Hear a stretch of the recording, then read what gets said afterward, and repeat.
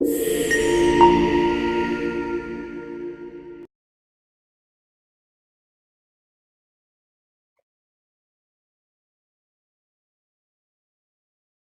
right. So, Namaskar, hello, Sat Shri Akal, salam to everyone. This is Anulakshay Upadhyay from Lakshavir Defense Preparatory Academy. All right. So, in this particular session, we will discuss about the GT. GT क्यों? Group testing. ठीक है? What is group testing? How is it being conducted? What all things are being done in group testings? And how we should be approaching for the same. है ना, ये भी एक बहुत important चीज है कि हमें कैसे अप्रोच करना होता है. कई बार ऐसा होता है कि we are attending the SSB, we are going like a guest, but we ourselves do not know what all things to be done and how the things are to be done. ठीक है, before we start, once again I would like to ask you, just thumb up once, show me your thumbs up if the things are visible to you and audible to you or not properly.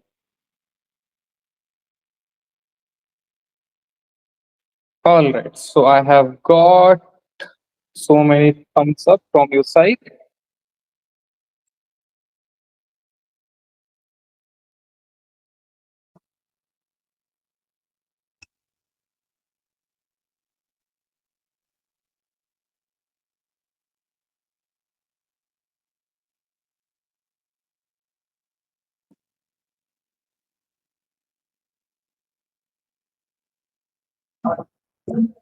चलो आगे बढ़ते हैं. ठीक है, तो this free online booth camp for everyone and this is day 5 in which we are going to have introduction to the group testing.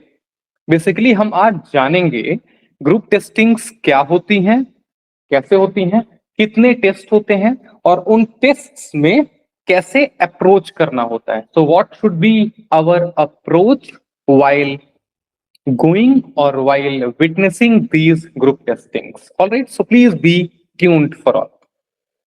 जैसा कि मैंने आपको पहले के सेशंस में बताया है that in group tests there are 9 tests in total. ये याद रखना, कितने टेस्ट होते हैं टोटल? 9 टेस्ट. कौन कौन से? First of all GD. अब जीडी में क्या है, मैंने पहले ही बताया है, जीडी 1 एंड जीडी 2. कोई डिफरेंस नहीं होता है जीडी 1 एंड 2 में. These are similar but conducted in a different manner. होता ग्रुप डिस्कशन ही है, बहुत सिंपल होता है. You just have to have some amount of knowledge for yourself. If you have good amount of knowledge, then of course we can approach to the GD along with the group in very fine manner. ठीक है, सो 2 GDs होंगे आपके. उसके बाद क्या होना है? Group planning exercise, GPE. ठीक है, हमेशा याद रखना, group planning exercise is one of the most scoring test of GTs. एक चीज मुझे यहां पे पॉइंट आउट करनी है, we do not call it GTO. Always remember, GTO is an officer, it's group testing officer. So if you tell someone that I am going to have GTO, that is wrong. You're not going to have GTO ever, but you're going to have group testing. You're going to have group test. ठीक है, so GT होता है, GTO नहीं होता. GTO is a person. ठीक है, वो उनकी रैंक है, ड्यूटी है. So do not disrespect them. After GPE, progressive group task, again one of the most important test of not only of group tests but also for SSB as well. Progressive group task. उसके बाद half group task होता है, similar to progressive group task, बस थोड़ा सा team members का number कम हो जाता है. Then after group obstacles race, GOR. Then individual obstacles, मैंने पहले भी आपको बताया है. In this particular test you do not only need your mental stamina but you need your physical stamina as well to tackle all those. इसके बारे में आगे डिटेल में बात करेंगे. फिर after command task, here you are suppose to be a commander और आपको 1 या 2 सबऑर्डिनेट्स मिलेंगे according to your own convenience and what you think would be required for you to tackle any task. Alright, फिर उसके बाद आता है lecturette. Lecturette के बारे में भी आपको पता होगा, एक सिंगल लेक्चरेट आपने देना है अपनी टीम के सामने। Then final group task, very similar to PGT.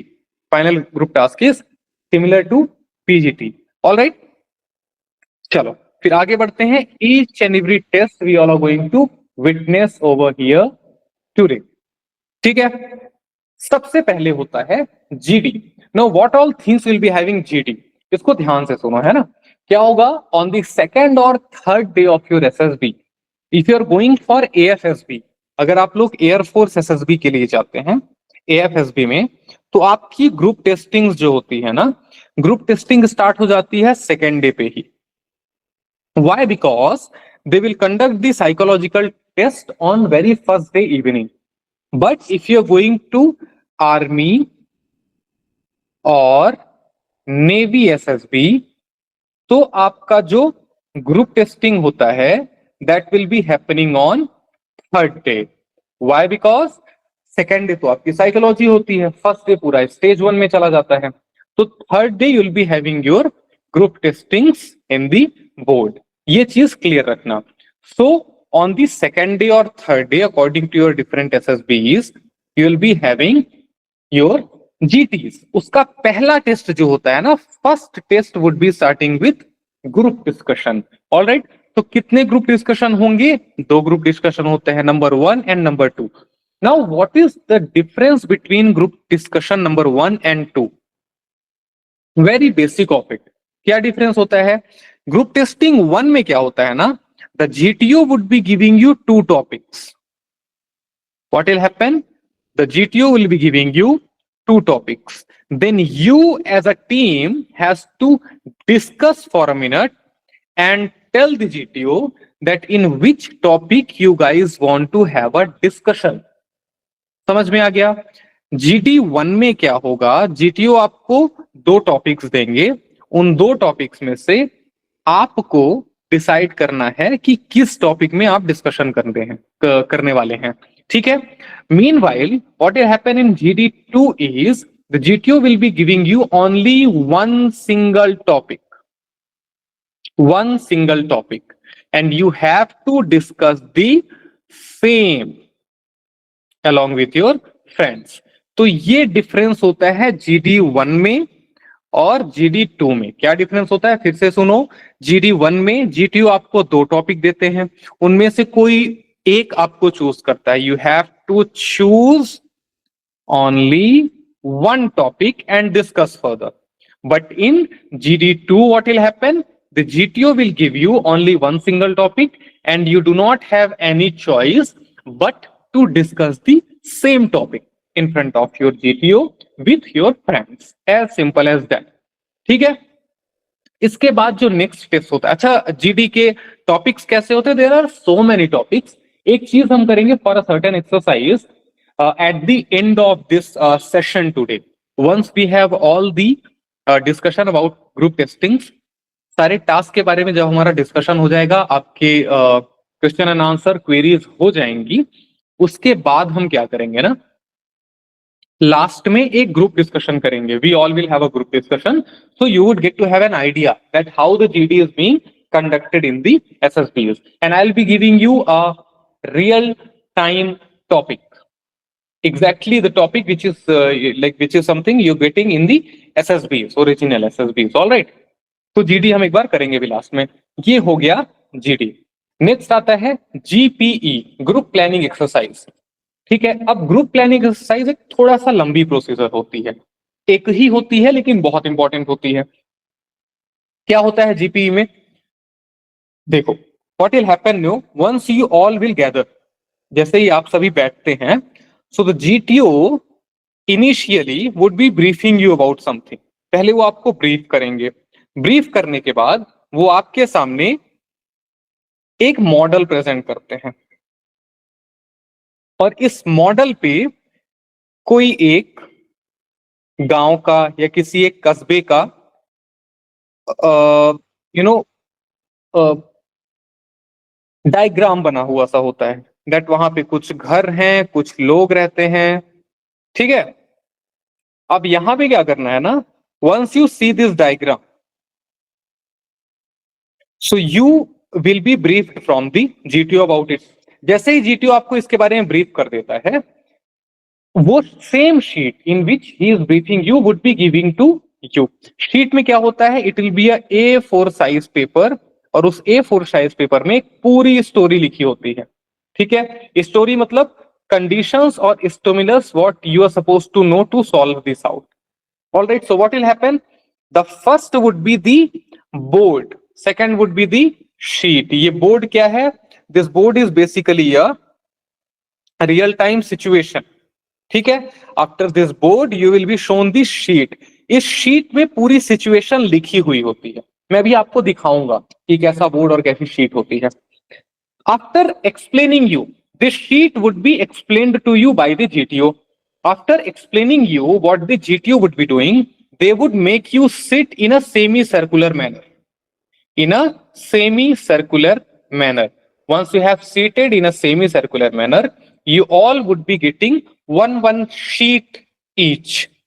You all would be getting one sheet. You all have to read this sheet which is written in the stimulus format. आप सभी को इस शीट को पढ़ना है, और आपके सामने यहाँ पे बोर्ड लगा हुआ होगा, the same board which I have just now told you about. आपके सामने यहाँ पे बोर्ड रखा हुआ है, ये सेम बोर्ड, और आपके हाथ में शीट है। For how much time? For 5 minutes. So basically you're having 5 minutes to read the sheet. All right. After 5 minutes, the sheets would be taken back from you. Sheets आपसे वापस ले ली जाती हैं। वापस लेने के बाद आपको एक ब्लैंक पेज और एक पेन प्रोवाइड किया जाता है। ठीक है, पेन भी आपको लेके नहीं जाना है, they will be giving you the pen. All right, so what you suppose to get? A blank page and a pen. What you are suppose to do, इस शीट में जो प्रॉब्लम्स लिखी हुई हैं उन्हें आइडेंटिफाई करना है, और इस ब्लैंक पेज पे अपना रिस्पॉन्स लिखना है। The whole response that you think from your side is the solution, you have to write the whole response in this blank page. As simple as that. Now for writing this, you will be getting 10 minutes in total. How much time? 10 minutes to write the solution. ठीक है, एक बार और brief कर देता हूं। A situation in the board would be shown to you. Then after you'd be getting a sheet in which everything, all the situations and problems would be written in the paragraph or the story format. What will happen? You guys will be sitting in a semicircular format over here. ठीक है, semi circle में बैठे होंगे आप लोग। उसके बाद आप सभी के हाथ में एक एक शीट दी जाएगी, और आपके सामने ये बोर्ड रखा हुआ होगा। The same board would be kept in front of you. You have to read this sheet looking at the board, and the GTO would be explaining the problem to you from the board. GTO आपके सामने board में ही problem को explain कर देगा। Now what you are supposed to do, ये sheet को पढ़ना है, बोर्ड में प्रॉब्लम्स को आइडेंटिफाइड करना है। How much time you getting to read the sheet? 5 minutes of time you getting to read the sheet. Then after you're having a blank page of pen, using the pen you have to write the solution in the blank page. ठीक है, but this is not over. Once you have written the solution in this page, you will be giving the page back to the assessor. ये page आप आपस में collect करके और assessor को वापस दे देते हैं। Then after you have to discuss along with the group about the solution. ठीक है, क्या करना है? सॉल्यूशन को डिस्कस करना है, और डिस्कस करने के बाद भी एक्सरसाइज खत्म नहीं हुई है। After even discussing, what you suppose to do, you have to nominate any one individual.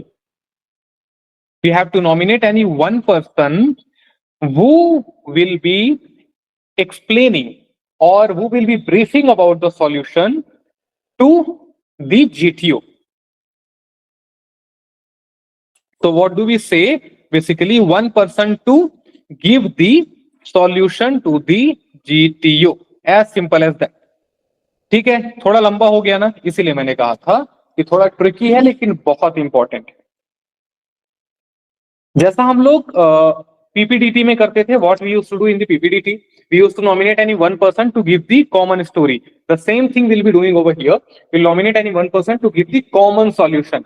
Once again what will happen, the GTO would be briefing you the board, board में क्या सॉल्यूशंस है, क्या मतलब क्या प्रॉब्लम्स है, क्या situations है, and he will be explaining you the story written in the sheet.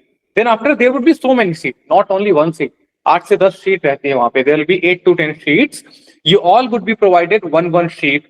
You all have to read the sheet and identify the problems in the board given in front of you. After identifying the problem, the sheets would be taken back from you. Then after, what you're supposed to do, you'll be getting one pen and a blank page. You have to write the solution what you have found in the blank page. अभी solution लिखना कैसे है? First of all तो problems को identify करना है one by one, and that how many problems are you getting. After identifying the problem, then you have to write the solution in the blank page given to you. How much time are you getting to read the sheet is 5 minutes. So 5 minutes you're getting to read the sheet. After 5 minutes, how much time you're getting to write the solution? So 10 minutes. 10 minutes in total you're getting to write the solution.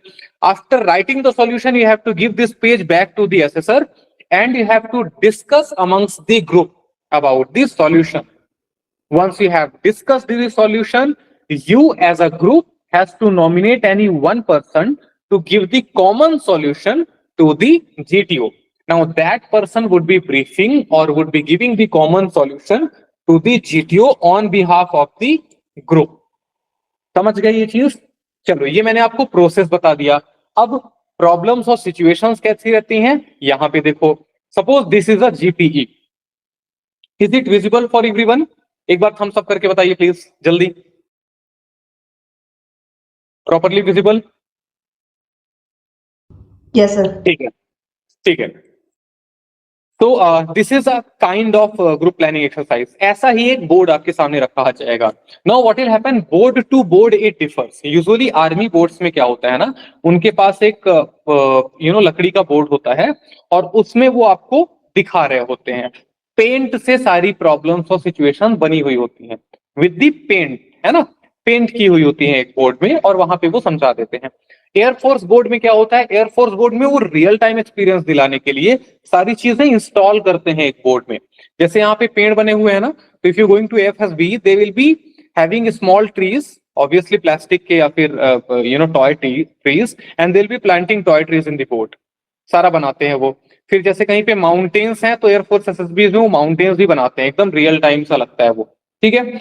Coast guard SSBs में क्या होता है, coast guard SSBs में तो वो projector में project करके आपको दिखा देते हैं, है ना, दे डू नॉट, मतलब बोर्ड्स शायद अवेलेबल नहीं होंगे, तो कोस्ट गार्ड एसएसबीज में they will be projecting the GPE problem और the situation in the board only, ठीक है। कैसे भी दिखाना है, it is GTO responsibility, GTO की रिस्पॉन्सिबिलिटी है to explain you the group planning exercise, ये जीटीओ की रिस्पॉन्सिबिलिटी है। So what they will do, they will give you a sheet और ये पूरा जो बोर्ड है, जो पूरी एक्सरसाइज है, ये आपको वो ब्रीफ कर देते हैं, ठीक है, बहुत अच्छे से ब्रीफ कर देंगे। ऑलराइट, ये आपने देखा। अब कैसी सिचुएशंस होती हैं, देखिए जैसे ये एक गांव शहर है मलेश्वर करके, this road, this side is going to Maleshwar, ध्यान से देखना इसे, this side is Malana, this road is going to Malana 30 kilometers, Maleshwar is 20 kilometers away, this is Mohi firing range। तो यहाँ पे क्या होता होगा, यहाँ पे लोग आते होंगे और फायरिंग करते होंगे। फायरिंग कैसे करते होंगे, या तो पिस्टल से या तो राइफल से, ठीक है, ये छोटी छोटी सी बातें याद रखनी है। ये फायरिंग रेंज हो गई यहाँ पे। Then after there are so many trees over here Kasol में, और साथ में एक स्कूल भी है। सो बेसिकली कसौल है क्या, कसौल एक गांव है, एक बस्ती है, ठीक है, और वहां पे एक स्कूल भी है। स्कूल में देखो एक स्कूल बस भी खड़ी हुई है, देखो यहाँ दिख रही है येलो कलर की, there is a school bus in the school. Then after यहाँ पे कोस्ट गार्ड का डिप्लॉयमेंट है, ये ध्यान से देखो, this is deployment for coast guard, ये कोस्ट गार्ड का ऑफिस है और उनके पास बोट्स भी हैं, ठीक है। मैं ये सारी चीज हाईलाइट क्यों कर रहा हूं, मैं आपको थोड़ी देर से बताऊंगा। Then after you have a island over here, एक यहाँ पे आइलैंड है, उसमें कुछ कुछ शायद टावर्स एंड ऑल बना हुआ है, लाइट टावर और समथिंग, ठीक है। Why am I explaining you everything? जब आप सिचुएशन को पढ़ेंगे या फिर जब आप प्रॉब्लम्स को आइडेंटिफाई करेंगे, you'll have to get the solution. Now how to get the solution? Solutions के लिए जो भी रिसोर्सेज आपके पास हैं उन्हें यूज करना है. सपोज आप किसी बस से आ रहे हैं, गाड़ी से आ रहे हैं, वो गाड़ी पंक्चर हो गई, तो फिर यहाँ पे जो स्कूल बस है ना, ये यूज कर सकते हैं आप. या फिर यहाँ पे जो कोस्ट गार्ड की बोट है, this boat can be use from your group. ठीक है. मलेश्वर करके कोई सिटी है, वो यहाँ से 20 किलोमीटर है, तो वहां पे हॉस्पिटल होगा, सारी कुछ चीजें होंगी. यहाँ पे स्कूल है कसोल में, लेकिन हॉस्पिटल नहीं दिख रहा है, तो हॉस्पिटल के लिए आपको या तो मलाना जाना पड़ेगा या तो मलेश्वर जाना पड़ेगा. ठीक है. या फिर कोस्ट गार्ड का भी एक अपना हॉस्पिटल होगा, यहाँ पे भी आप जाके कंसल्ट कर सकते हैं. मोही फायरिंग रेंज में कुछ लोग होंगे जो इसके ट्रेनिंग दे रहे होंगे, तो आई थिंक उनके बेस में भी कुछ चीजें अवेलेबल होंगी. तो basically you have to think on your own mind, और उसके हिसाब से आपको आइडियाज लगाने हैं कि कैसे चीजों को सॉल्यूशन दिया जाए. All right. Now, how many members would be in your group? So basically, what will happen? How many members are there in SSB in your group? वही सेम नंबर यहाँ पे हुआ करता है. सपोज आपके एसएसबी के ग्रुप में 12 लोग हैं, तो number would be in your group going for this as well.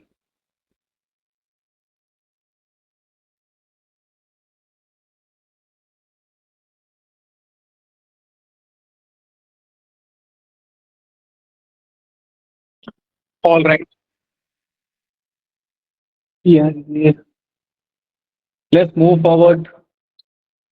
ये मैंने आपको समझा दिया. This is a type of problem और situation that you will be getting in your SSB in GP in particular. Alright. चलो अब आगे बढ़ के ये देखते हैं कि इसके अलावा क्या चीज है. ठीक है. इसके अलावा क्या चीज है, मतलब ग्रुप प्लानिंग एक्सरसाइज की एक और शीट मैंने रखी हुई है आपके लिए. Now what will happen, we will have to see what all things will be happening. ये एक और जीपी का एग्जांपल है. देखिए, once again tell me, is it visible to you? thumbs up please. चलो ठीक है, विजिबल है. तो ये जीपी की एक और स्लाइड है. यहाँ पे देखिए क्या दिख रहा है आपको. एक ये रेलवे ट्रैक दिख रहा है, सभी को दिख रहा है रेलवे ट्रैक. उसके साथ ये ब्लू कलर की एक रिवर दिख रही है. ठीक है. रिवर के बीच में एक डैम बना हुआ है यहाँ पे. This a type of damn you have. ठीक है. यहाँ पे this road is going to Sinnar, which is 5 kilometers from here. Look at this, going to Sinnar, which is 5 kilometers from here, and opposite side is going Koti करके है 20 kilometers from here. 20 kilometers. Sinnar is 5 kilometers. एक dam यहाँ पे बना हुआ है river में, इसे भी याद रखना है. There is a dam in over here. Small tea stall. And as क्या रेल, शायद नॉट, आई थिंक रेलवे है महालपुर. ये कौन, ये विलेज. फिर झोपड़ीपुर करके है, झोपड़ीपुर करके विलेज. और तो झोपड़ीपुर विलेज में एक है टिल्बिया हॉस्पिटल, और टिल्बिया इमरजेंसी हेल्थ केयर हॉस्पिटल होगा तो हेल्थ केयर सेंटर. तो चीज what you use resource village, तो आपको सिटी में है रेलवे, जो ध्यान से देख लो, इसकी दिमाग बैठा लो. तो कि इसके लिए भी ना हमारे होते हैं नो कह रहा in order to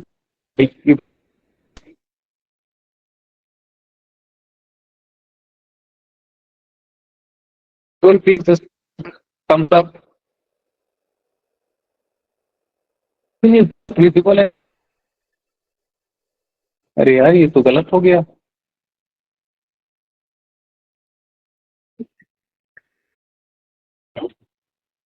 just a minute, give me moment.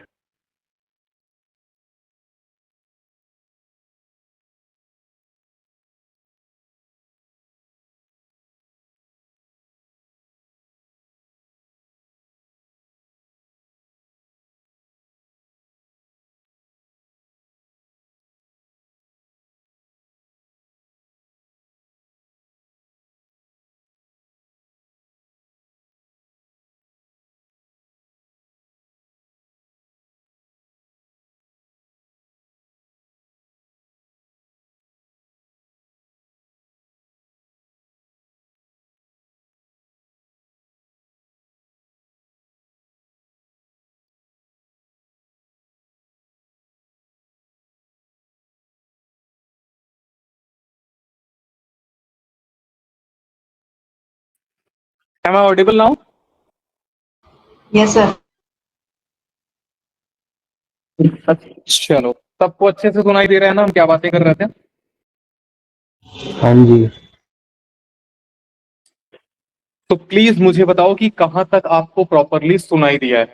Till what point you guys were able to listen to me. और थोड़ा सा जल्दी बताओ क्योंकि आज बहुत सारी चीजें सीखनी है, थोड़ा सा लॉन्ग सेशन है, so we have to make it quick. Any one of you please respond, how much we have learned already.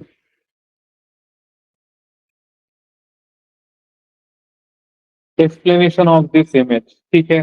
ये इमेज का एक्सप्लेनेशन आपने सुना था? Are we done with the explanation? No sir.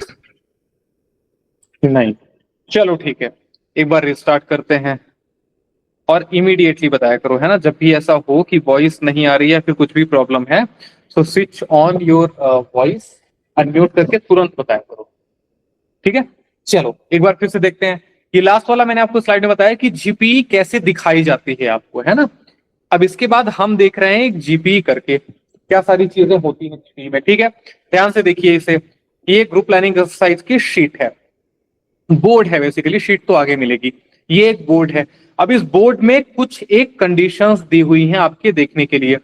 किसी भी board को या किसी भी मैप को समझने के लिए, this is a type of map, ये तो आपको पता होगा, ये मैप का एक टाइप है, ठीक है। किसी भी मैप को समझने के लिए सबसे इंपॉर्टेंट होता है उसकी दिशाओं को समझना। दिशाएं मतलब पता है सबको?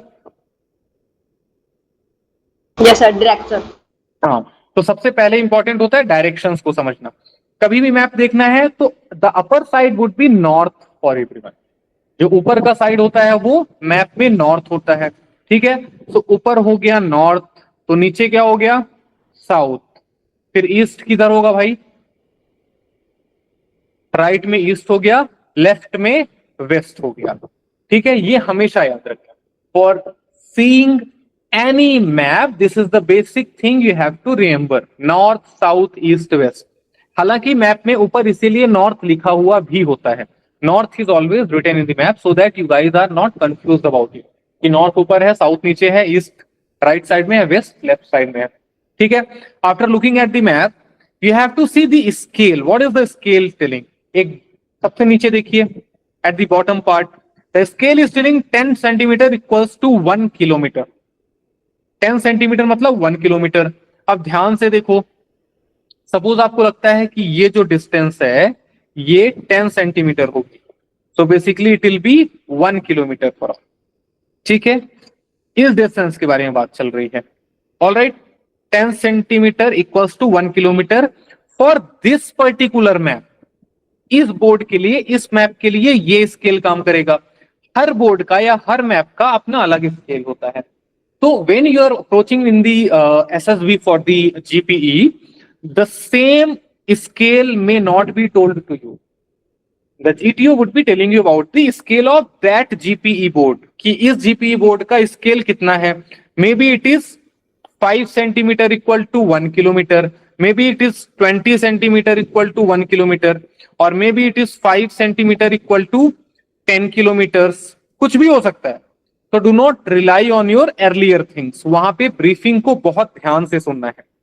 Carefully just listen to the briefing whatever the GTO is telling you all, ठीक है।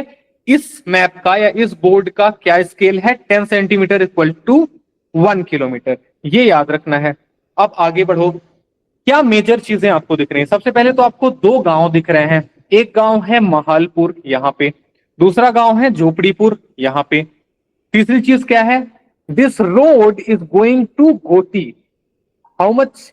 20 kilometers from here. So Goti is basically, it will be some city or some block, is 20 kilometers away from here.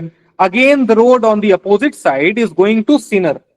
Sinner करके एक जगह है, ये road वहां जा रही है। अब सिनर वो जगह कितना दूर है आपके इस गांव से? This place is approximate 5 kilometres from here, ये देखिए लिखा हुआ है, दिस इज 5 किलोमीटर, कोटी इज 20 किलोमीटर। उसके अलावा यहाँ पे एक टी स्टॉल है, ये याद रखना। उसके अलावा ये देखिए एक नदी यहां से जा रही है, ठीक है।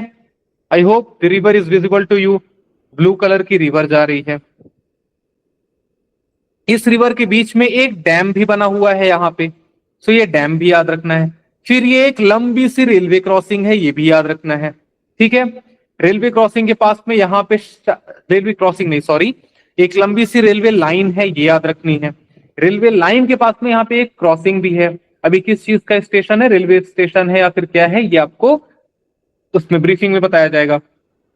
ऑलराइट, तो most of the things are visible to you properly, ठीक है। यहाँ पे एक छोटा सा पुल भी है, देखिए। ये सारी चीजें आपने याद रखनी है, so that on the time you could get to know that what all things can be used by you in terms of resources. आप कौन से रिसोर्सेस टाइम आने पे यूज कर सकते हैं, ये आपको याद होना चाहिए। इसलिए मैं बार बार कह रहा हूं ये सारी चीजें ध्यान से देखना। देख ली। इसके बाद एक ब्रीफिंग आएगी। दिस इज द शीट और the briefing which would be presented to you.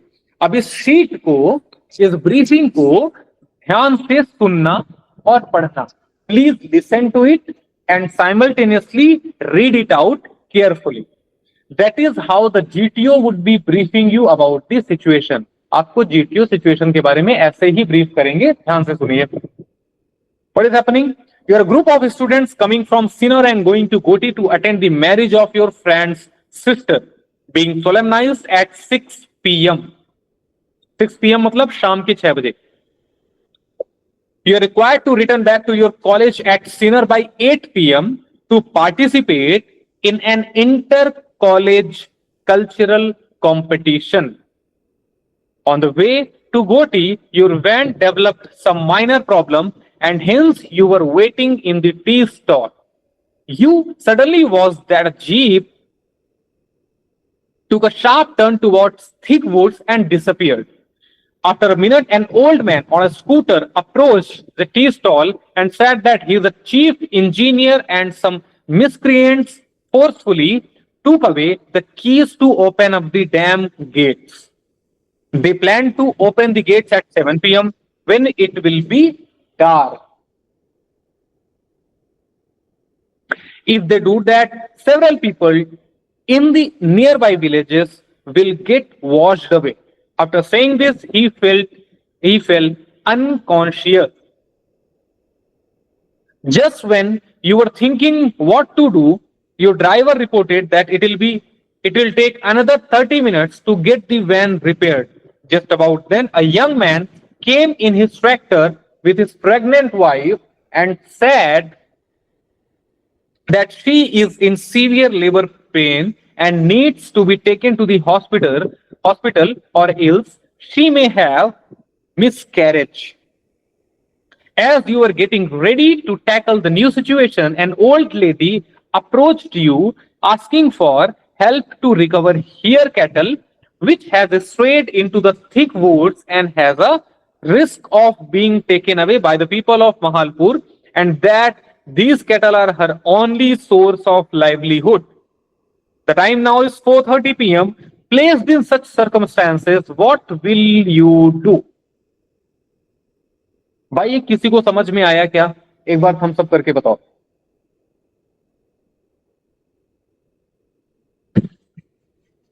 जल्दी बताओ please, we have to move forward.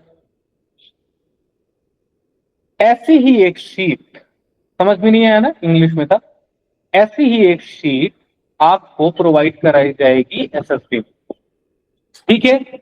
The map और the board would be shown to you and the sheet would be given to you. इस sheet को पढ़ करके what you are suppose to do, you have to identify the problems and then as a group of young individual enthusiast people, you have to solve all these problems.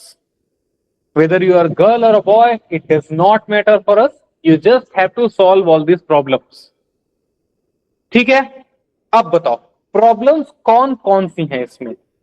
You please write in the chat box that what are the problems you are getting in this particular exercise. थोड़ा जल्दी response किया करो। आप लोग response करते हैं लेकिन बहुत लेट करते हैं। चैट बॉक्स में लिख के बताइए कौन कौन सी प्रॉब्लम्स आप आइडेंटिफाई कर पा रहे हैं यहां पे? Make it quick, one problem by everyone.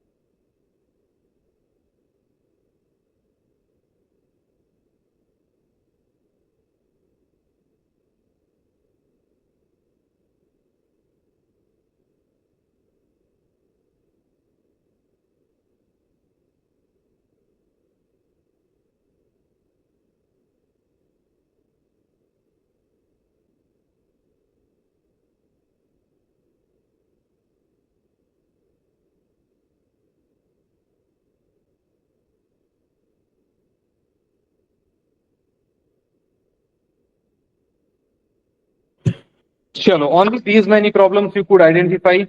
इसके अलावा कुछ नहीं दिख रहा.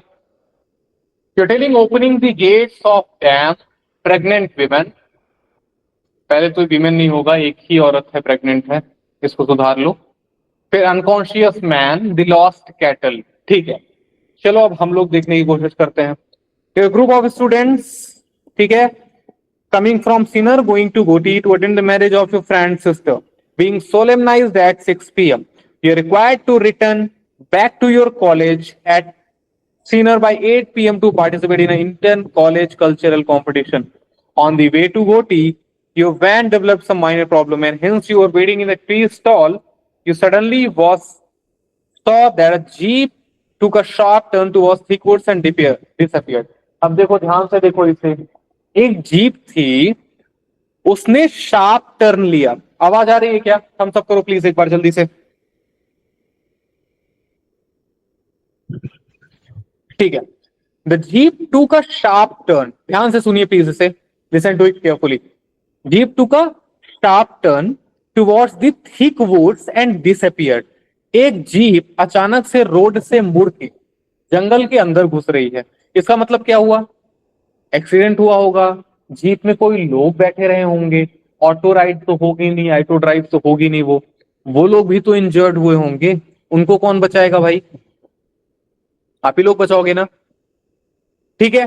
After a minute an old man on scooter approached the tea stall and said he is a chief engineer and some miscreant forcefully took away the keys to open up the damn gates. All right. They plan to open the gates at 7 p.m. Then it will be dark. If they do, several people in the nearby villages will get washed away. So this is the second problem. Second problem क्या है कि miscreants जो हैं वो चाबियां लेके भाग गए हैं. ठीक है, तो अपने को क्या करना है? उनसे चाबियां वापस लेनी है, उनको पुलिस को पकड़वाना है. ये दूसरी प्रॉब्लम हो गई. तीसरी, after saying this he fell unconscious. लो भाई, अंकल चीफ इंजीनियर अंकल भी बेहोश हो गए, अनकॉन्शियस हो गए. ये हो गई आपकी third problem. Just when you were thinking what to do, your driver reported it will take another 30 minutes to get the van repair. ठीक है, 30 मिनट्स और लगेंगे वैन को रिपेयर होने में. Just about then a young man came in his tractor and with his pregnant wife and said she is in severe pain and needs to be taken to a hospital if she may have miscarriage. ये हो गई चौथी problem. The fourth problem for you. ठीक है, as you were getting ready to tackle this new situation, an old lady approached you asking for help to recover her cattle, which was strayed into thick woods and had a risk of being taken away by the people of Mahalpur. और ये जो cattle है ना, उसके only source हैं livelihood के, इसके अलावा कुछ नहीं है। सो कैटल भी रिकवर करने हैं आपको। लो भाई, इतना सारा काम कैसे कर पाओगे? तो कितनी प्रॉब्लम हुई? पहले तो ये जीप हो गई प्रॉब्लम नंबर 1, हो गई जीप। जीप और उसमें जो बैठा हुआ आदमी है उसे बचाना है। So this has become problem number 1। Then second is dam के गेट्स हैं, तो डैम के गेट्स को बचाना है, ये हो गया problem number 2। Third is uncle ji unconscious हो गए, चीफ इंजीनियर अंकल बेहोश हो गए हैं, problem number 3। Fourth is driver ने बताया कि गाड़ी वो तो चलो होना ही है। अब वाइफ आ गई भाई, भाभी जी को मिसकैरेज हो जाएगा, नहीं तो उनको हॉस्पिटल लेके जाओ जल्दी से, ये हो गई प्रॉब्लम नंबर 4। और ये बहुत इंपॉर्टेंट है, this is about 2 lifes, not only the lady but her child, दोनों खतरे में हैं। ठीक है, recover the cattle is 5th problem for you. ठीक है, अब ध्यान से देखो, what we are supposed to do in GPE, we have to identify all the problems, then after we have to prioritize it। Prioritise करने के बाद आपको सॉल्यूशन लिखना है। प्रायोरिटाइज का मतलब क्या होता है कि इन 5 प्रॉब्लम्स में से सबसे पहले किस प्रॉब्लम को टैकल करना है, which problem is to be tackled first from your group, then which will be the second one, which will be the third one, which will be the fourth one, fifth one। जो भी problems का schedule होगा, solution होगा, वो आपको identify करके और उसके बाद उसका सॉल्यूशन लिखना है। ठीक है, लिखने के बाद डिस्कशन भी करना है, डिस्कशन करके किसी एक बंदे को आपस में ही नॉमिनेट करना है। नॉमिनेट क्यों करना है? To give the common solution on behalf of the group. Now group has to nominate and the person has to give the no common solution. ऐसा नहीं होगा भाई मैं दूंगा कोई कुछ नहीं बोलेगा, फालतू की बातें नहीं करनी। ठीक है, चलो अभी कैसे होती जीपी, ये पिक्चर देखिए, इस फोटो को ध्यान से देखिए, सबको विजिबल है क्या? थम्स अप करके बताइए प्लीज। ठीक है, इस फोटो को ध्यान से देखिए, इस फोटो में जैसे लोग बैठे हुए हैं ना, the person standing here would be GTO, group testing officer. ये जो सर खड़े हुए हैं यहाँ पे, ये कौन है? जीटीओ हैं आपके, ग्रुप टेस्टिंग ऑफिसर हैं। और ये सारे जो जेंटलमैन लाइन से बैठे हुए हैं, these are the candidates. This is exactly how the GPE would be happening. ऐसे ही होती है, आप सभी लोग यहाँ पे सेमी सर्कुलर फॉर्म में बैठ जाएंगे, सभी लोग यहाँ पे सेमी सर्कल बना के बैठ जाएंगे। सामने आएंगे जीटीओ साहब, जीटीओ साहब के हाथ में, ध्यान से देखो, जीटीओ साहब के हाथ में एक शीट है, ये रही शीट। ठीक है, जीटीओ साहब के हाथ में जो शीट है, उस शीट से जीटीओ साहब आपको सिचुएशन समझा रहे हैं। अब आपको करना क्या है? देखना तो इस बोर्ड को है, ये देखिए आपके सामने एक बोर्ड रखा हुआ है, जैसा मैंने बताया था, रखा है ना। इस बोर्ड में पूरी प्रॉब्लम बनी हुई है, देखो ध्यान से। The whole problem is drawn in the board. So what you are supposed to do, you have to look at the board in the problems or the situations and and listen to the GTO। मतलब GTO साहब जो बोल रहे हैं वो सुनना है और नीचे बोर्ड पे देखना है। ठीक है, जीटीओ साहब आपको सब कुछ समझाएंगे, अच्छे से समझाएंगे, because he is an officer. समझाने के बाद एक एक शीट आप सभी को प्रोवाइड कराई जाएगी। You all would be getting one sheet in your writing pads. सबको शीट्स दी गई, then what you suppose to do, you have to read the sheets properly while looking the board. Board को भी देखना है, sheets को भी देखना है और उसको अच्छे से पढ़ना है। After reading it properly you will get to know about the problem. Problem समझ में आ गई तो सारी शीट्स कलेक्ट करके वापस दे देना है, किसको? जीटीओ साहब को। जीटीओ साहब वापस आपके ले लेंगे शीट्स और उसको साइड में रख देंगे कहीं पे। ठीक है, साइड में रख दिया। अब आपको क्या करना है? आपको एक पेन और राइटिंग के लिए एक ब्लैंक पेज दिया जाएगा। So you have to write the whole solution, whatever you could get over here. The whole solution is to be written in the page. Page में लिख दिया, सॉल्यूशन लिखने के बाद सारे पेजेस कलेक्ट करने हैं आपस में और वापस दे देते हैं जीटीओ साहब को। जीटीओ साहब फिर कई बार वहां पे कोई सीनियर जेसीओ भी प्रेजेंट होते हैं, उनको दे दो। सारी शीट्स देने के बाद क्या करेंगे, आपस में डिस्कशन करेंगे। The whole group will again discuss what to discuss, will discuss the solution for this particular situation. जितनी भी प्रॉब्लम है, क्या कैसी प्रॉब्लम है, सब कुछ आपस में डिस्कस करेंगे। डिस्कस करने के बाद ये ग्रुप किसी एक को नॉमिनेट करेगा। ठीक है, जैसे यहां पे कितने लोग हैं देखो, नंबर 1, नंबर 2, नंबर 3, 4, 5, 6, 7, 8, हमको 8 ही दिख रहे हैं, बीच में एक छुप रहा है क्योंकि ये चेस्ट नंबर 9 है। So there are 9 people, I think 9 people in total. ये 9 पीपल आपस में डिस्कस करेंगे और डिस्कशन के बाद you guys will be appointing any one person, you will be assigning any one person to stand up and give the group solution to the GTO. Group solution किसको देना है, GTO साहब को देना है। जैसे ही आपने ग्रुप सॉल्यूशन दिया, GPE जो एक्सरसाइज है वो हो गई, डन। ठीक है, Any problems, any doubts, anyone so far? Please do let me know. GD और GPE में किसी को कोई डाउट या कोई प्रॉब्लम हो, जल्दी बताइए। टाइम नहीं है, जल्दी रिस्पॉन्ड करना, फिर आगे चलेंगे। अगर नहीं है तो बोल दो नो सर।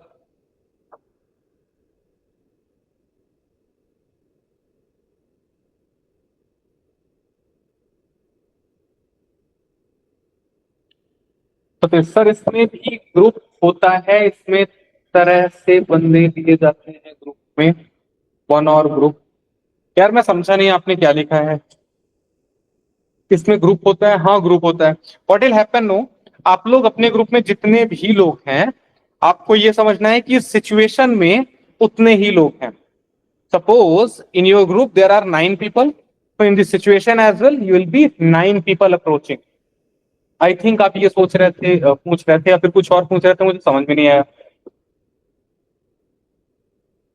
ठीक है, कुछ नहीं, आगे चले, थम्स अप करो एक बार, जल्दी से आगे चलते हैं।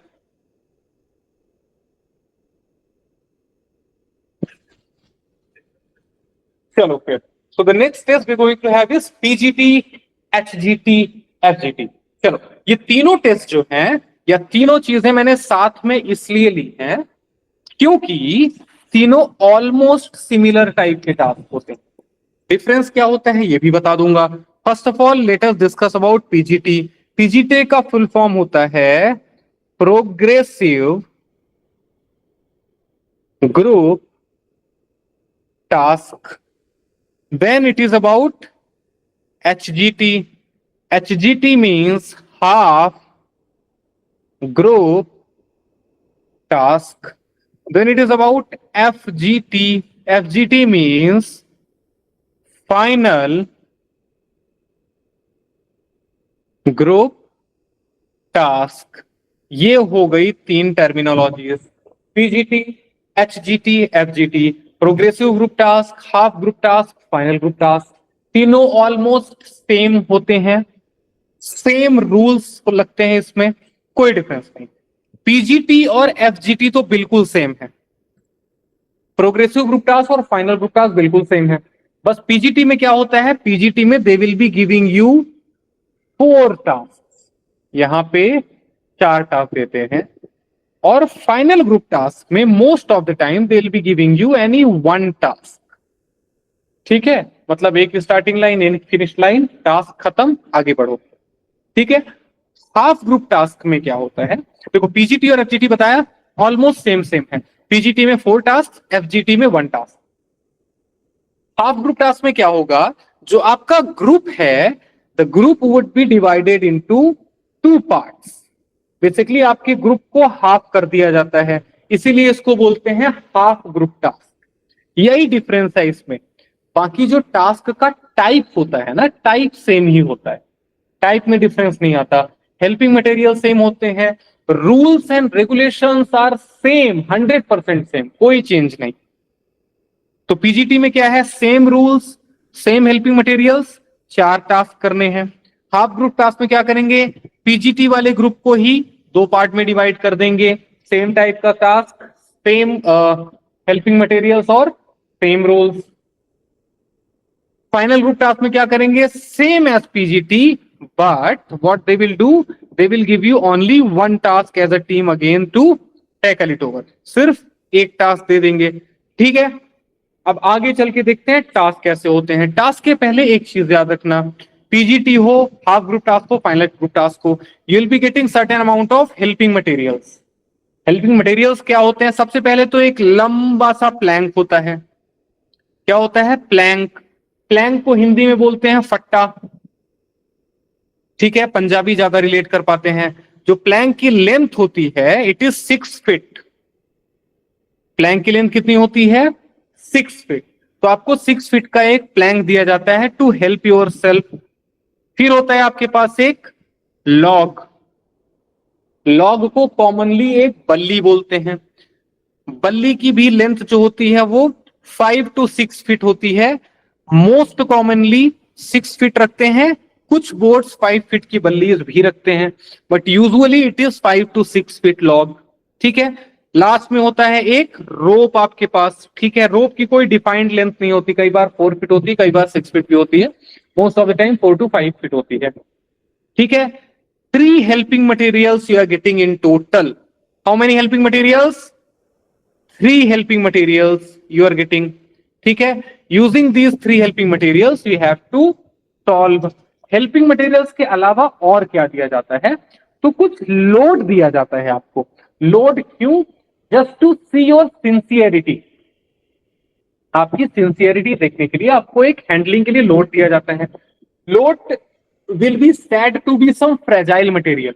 वो ऐसा बोलते हैं कि ये एक fragile material, it can be some atomic bomb, कोई बहुत इंपॉर्टेंट चीज है जो आपको अपने बेस पे पहुंचानी है, तो उसका ख्याल रखना है, उसको बड़े जोर से रखना नहीं है, आराम से हैंडल करना है, that is why it is a fragile material.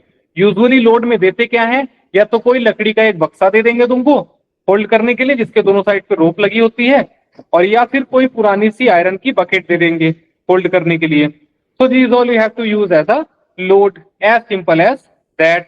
कोई ऐसे मुश्किल सा टास्क इसमें नहीं है, बस लोड को प्रॉपरली रखना होता है बस। ऑल राइट, कितनी चीजें मिल रही हैं, 3 helping materials and any 1 load.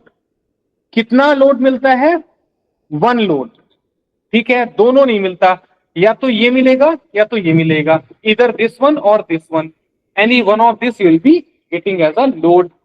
ये सब कुछ मिलने के बाद the GTO would be briefing you about the rules.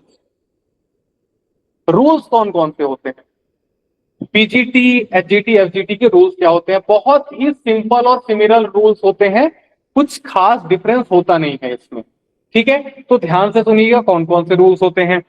सबसे पहले तो ये हमने छोटा सा एक पीजीटी का फॉर्मेट रखा है, कैसे क्या चीजें होती है ये आपको मैं बाद में एक्सप्लेन कर दूंगा, है ना। अभी रूल्स देखना है, रूल्स क्या क्या होते हैं। सबसे पहले होता है group rule. Now what is group rule, group rule says, एक बार फिर से बताओ सबको, ऑडियो आ रहा है क्या, if the audio is like I am audible to everyone, ठीक है। चलो, किसी का क्वेश्चन आया है, अगर कोई ग्रुप में एक बैंड परफॉर्म करता है तो ग्रुप लिया जाएगा या वही बंदा ओनली, ग्रुप प्लानिंग के लिए। बेटा देखो, असेसमेंट इंडिविजुअल ही होता है, असेसमेंट ग्रुप का नहीं होता, इंडिविजुअल असेसमेंट होता है, लेकिन you have to perform according to the group and with the group. अगर आप ग्रुप के साथ परफॉर्म नहीं कर रहे हैं, एज अ टीम परफॉर्म नहीं कर रहे हैं, तो क्या होता है कि आपको ऐसा समझा जाएगा that you are not a team person, आप टीम पर्सन नहीं है, और वो बहुत बुरा माना जाता है फोर्सेस में स्पेशली, है ना। तो आपका असेसमेंट इंडिविजुअल होगा, but you have to perform as a good team member, as a nice group member, ठीक है। चलो, अब क्या होता है ग्रुप रूल, सबसे पहले सुनो ग्रुप रूल क्या है। ग्रुप रूल क्या होता है भाई, वेरी सिंपल, ग्रुप रूल ये कहता है the whole group is suppose to stay together, एकदम साथ में रहना है, ठीक है। नाम ही है ग्रुप रूल ना, मतलब ग्रुप में रहना है। कैसे साथ में रहना है, देखिए यहाँ पे लिखा हुआ स्टार्टिंग लाइन ना, तो ये स्टार्टिंग लाइन है, जो ये शुरुआत में व्हाइट कलर की लाइन आपको दिख रही है, ध्यान से देखो, ये व्हाइट कलर की जो लाइन है ना, this is the starting line.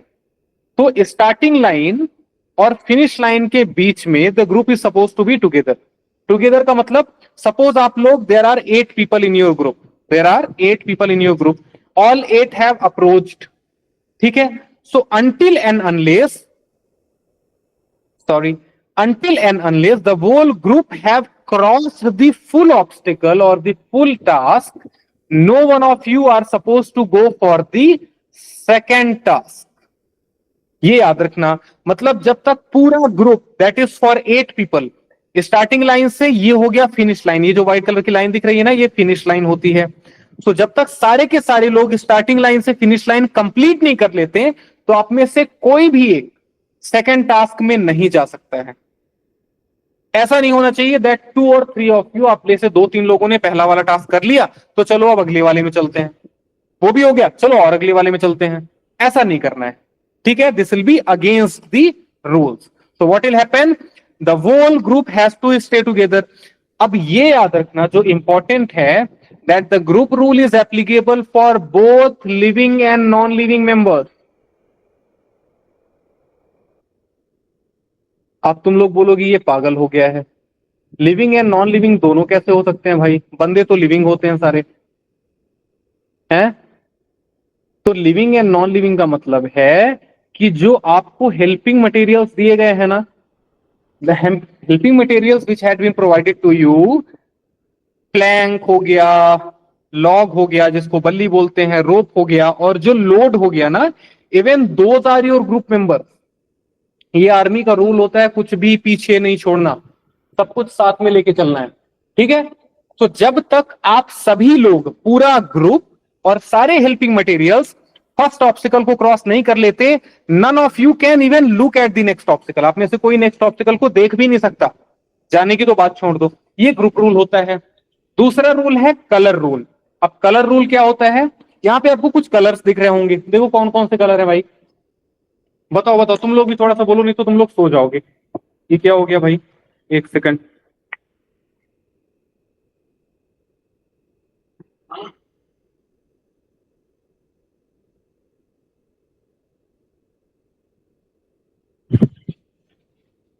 Sorry, ठीक है। जल्दी से बताओ चैट बॉक्स में कितने कलर्स दिख रहे हैं।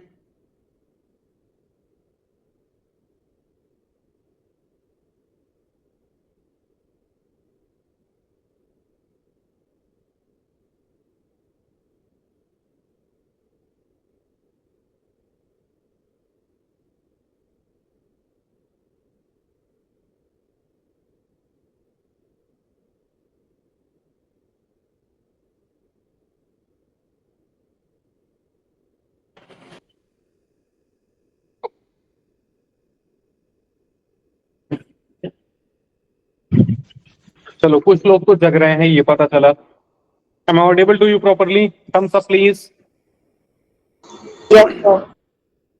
ठीक है, यस सर बोल रहे हो लेकिन रिस्पॉन्ड नहीं कर रहे हो, कितने कलर दिख रहे हैं, ऐसे कैसे लोग हैं आज। चलो कोई बात नहीं। देखो, तो red blue and white 3 colours are visible to, है ना। इसे ध्यान से सुनना please, this is very important and this is going to help you a lot. ध्यान से सुनो, कितने कलर हैं, red blue and white.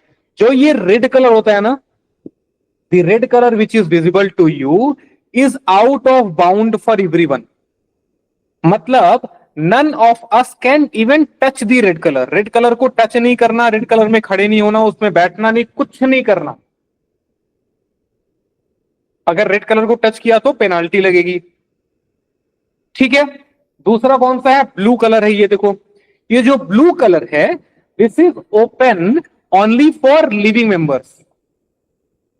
Blue colour is open only for living members. It means you group members, जो आपकी team है, वो लोग ब्लू कलर को टच कर सकते हैं, उसमें खड़े हो सकते हैं, उसमें बैठ सकते हैं, कुछ भी कर सकते हैं। बट जो हेल्पिंग मटेरियल्स हैं वो ब्लू कलर पे नहीं रखे जा सकते, ठीक है। Helping materials can not be put on the blue colour. Alright, third colour which will be visible to you is white colour. देखो ये भी व्हाइट कलर है, ये भी है, इसका भी हाफ है और ये तो पूरा व्हाइट है। तो जो व्हाइट कलर होता है that is open for everyone. White colour बहुत अच्छा होता है, सबके लिए ओपन है। इसका मतलब आप टच कर सकते हो, आप उस पर खड़े हो सकते हो, आप उस पर बैठ सकते हो, आप अपना जो हेल्पिंग मटेरियल है वो उसमें रख सकते हो, कुछ भी कर सकते हो व्हाइट कलर के साथ, कोई प्रॉब्लम नहीं। You can do whatever you want to do with white colour, कोई प्रॉब्लम नहीं। ठीक है, this is called colour rule. क्या है colour rule? Red colour no one, blue colour only living members, white colour everyone. तीसरा rule है distance rule. Distance rule कहता है एनी डिस्टेंस, ध्यान से सुनना please, any distance more than 4 feet is to be bridged. कोई भी distance जो 4 फीट से ज्यादा है, 4 फीट से ज्यादा है, उसे ब्रिज करना होगा। You can not directly cross it out. Any distance more than 4 feet is to be bridged. Example है, ध्यान से देखो, जैसे ये आपकी स्टार्टिंग लाइन है, यहां पे दिख रहा है ना, ये आपका व्हाइट कलर का स्ट्रक्चर है। तो स्टार्टिंग लाइन से व्हाइट कलर स्ट्रक्चर के बीच की डिस्टेंस क्या है? 6 feet 7 inch। ये आप डायरेक्ट इसको जंप करके क्रॉस नहीं कर सकते। बोल दो मैं तो बजरंगबली का भक्त हूं, यहां से दौड़ते दौड़ते जाऊंगा, यहां से जंप करूंगा, इस पे कूद जाऊंगा, ऐसा नहीं होगा। तो क्या करना पड़ेगा? आपको जो हेल्पिंग मटेरियल्स मिले हैं ना, ये जो ये मिले हैं, क्या कहते हैं इसको, प्लैंक, बल्ली और समथिंग, इनका यूज करके कुछ कुछ दिमाग लगा के इसके बीच में ब्रिज बनाना है, फिर उस पे वॉक करके जाना है। ठीक है, इसको कहते हैं distance rule. Fourth rule is called rule of infinity. Rule of infinity के पहले तो ये जान लो कि ये जो स्ट्रक्चर्स के बीच में जो ये ग्राउंड एरिया होता है ना, ये जो ग्राउंड एरिया आपको दिख रहा है ना पूरा, this ground area is out of bound for you. आप ग्राउंड में नहीं चल सकते हैं, ये बेसिक रूल है। इसको क्या कहते हैं? We call it land mine area. ये जो ग्राउंड एरिया होता है ना, ये लैंड माइन एरिया होता है। तो अगर लैंड माइन एरिया में क्या होगे, गिर गए या खड़े हो गए तो क्या होगा? ब्लास्ट हो जाएगा। ब्लास्ट हो जाएगा तो नहीं बचेगा कोई, और आप सभी को वापस घर भेजना भी है जिम्मेदारी, है ना। तो कभी भी ग्राउंड एरिया पे नहीं उतरना है, ये आउट ऑफ बाउंड होता है। तो बेसिकली जो रूल ऑफ इंफिनिटी है वो कहता है कि स्टार्टिंग लाइन, ध्यान से सुनना, both the starting line and the finish line goes towards infinity both the side. Infinity मतलब दोनों लाइंस इनफाइनाइट तक जाती हैं। इसका बेसिक सा मतलब ये है कि any individual can not just come from side and cross it over. ये नहीं होना चाहिए। तुम कह दो सर मैं तो बहुत ज्यादा स्मार्ट हूं, मैं क्या करूंगा, आपने ये बोला है कि इसके और इसके बीच के एरिया पे लैंड माइन एरिया है, यहां पे नहीं चलना, तो मैं क्या करता हूं, या साइड से चला जाता हूं और बोल दूंगा मेरा तो टास्क हो गया भाई, है ना। तो ऐसा नहीं करना है। रूल ऑफ इंफिनिटी कहता है कि दोनों जो स्टार्टिंग लाइन और फिनिश लाइन है ना, ये इनफाइनाइट तक जा रही है।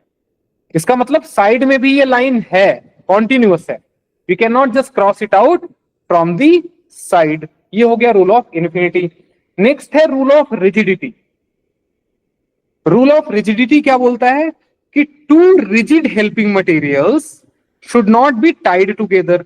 रिजिड हेल्पिंग मटेरियल्स मतलब क्या होता है? जो आपको प्लैंक दिया जाता है ना, और प्लैंक के साथ में एक बल्ली दी जाती है ऐसी, ये प्लैंक और बल्ली को आपस में बांधना नहीं है, they should not be Tide. क्या होगा, आपके पास सपोज ये 6 फीट की प्लैंक है, ठीक है, फिर यहां पे एक आपने बल्ली लगाई, 5-6 फीट की बल्ली है, आप बोल दो हमको सर रोप भी मिली है, तो वो रोप से इन दोनों को बांध देते हैं, तो ये क्या हो गया, ये टोटल तो 12 फीट हो गया प्लैंक और बल्ली मिला के, है ना। तो ऐसा नहीं करना है। रूल ऑफ रिजिडिटी कहता है two rigid helping materials can not be Tide.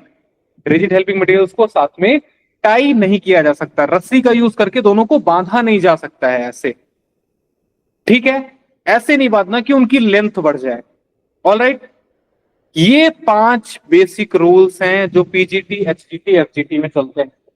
In rules को लेके किसी को भी कोई डाउट हो तो प्लीज बताइए, और जल्दी बताइए।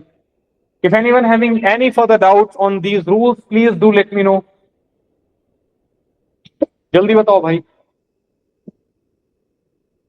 कुछ नहीं है, आगे चले, एटलीस्ट नो ही बोल दो। No sir.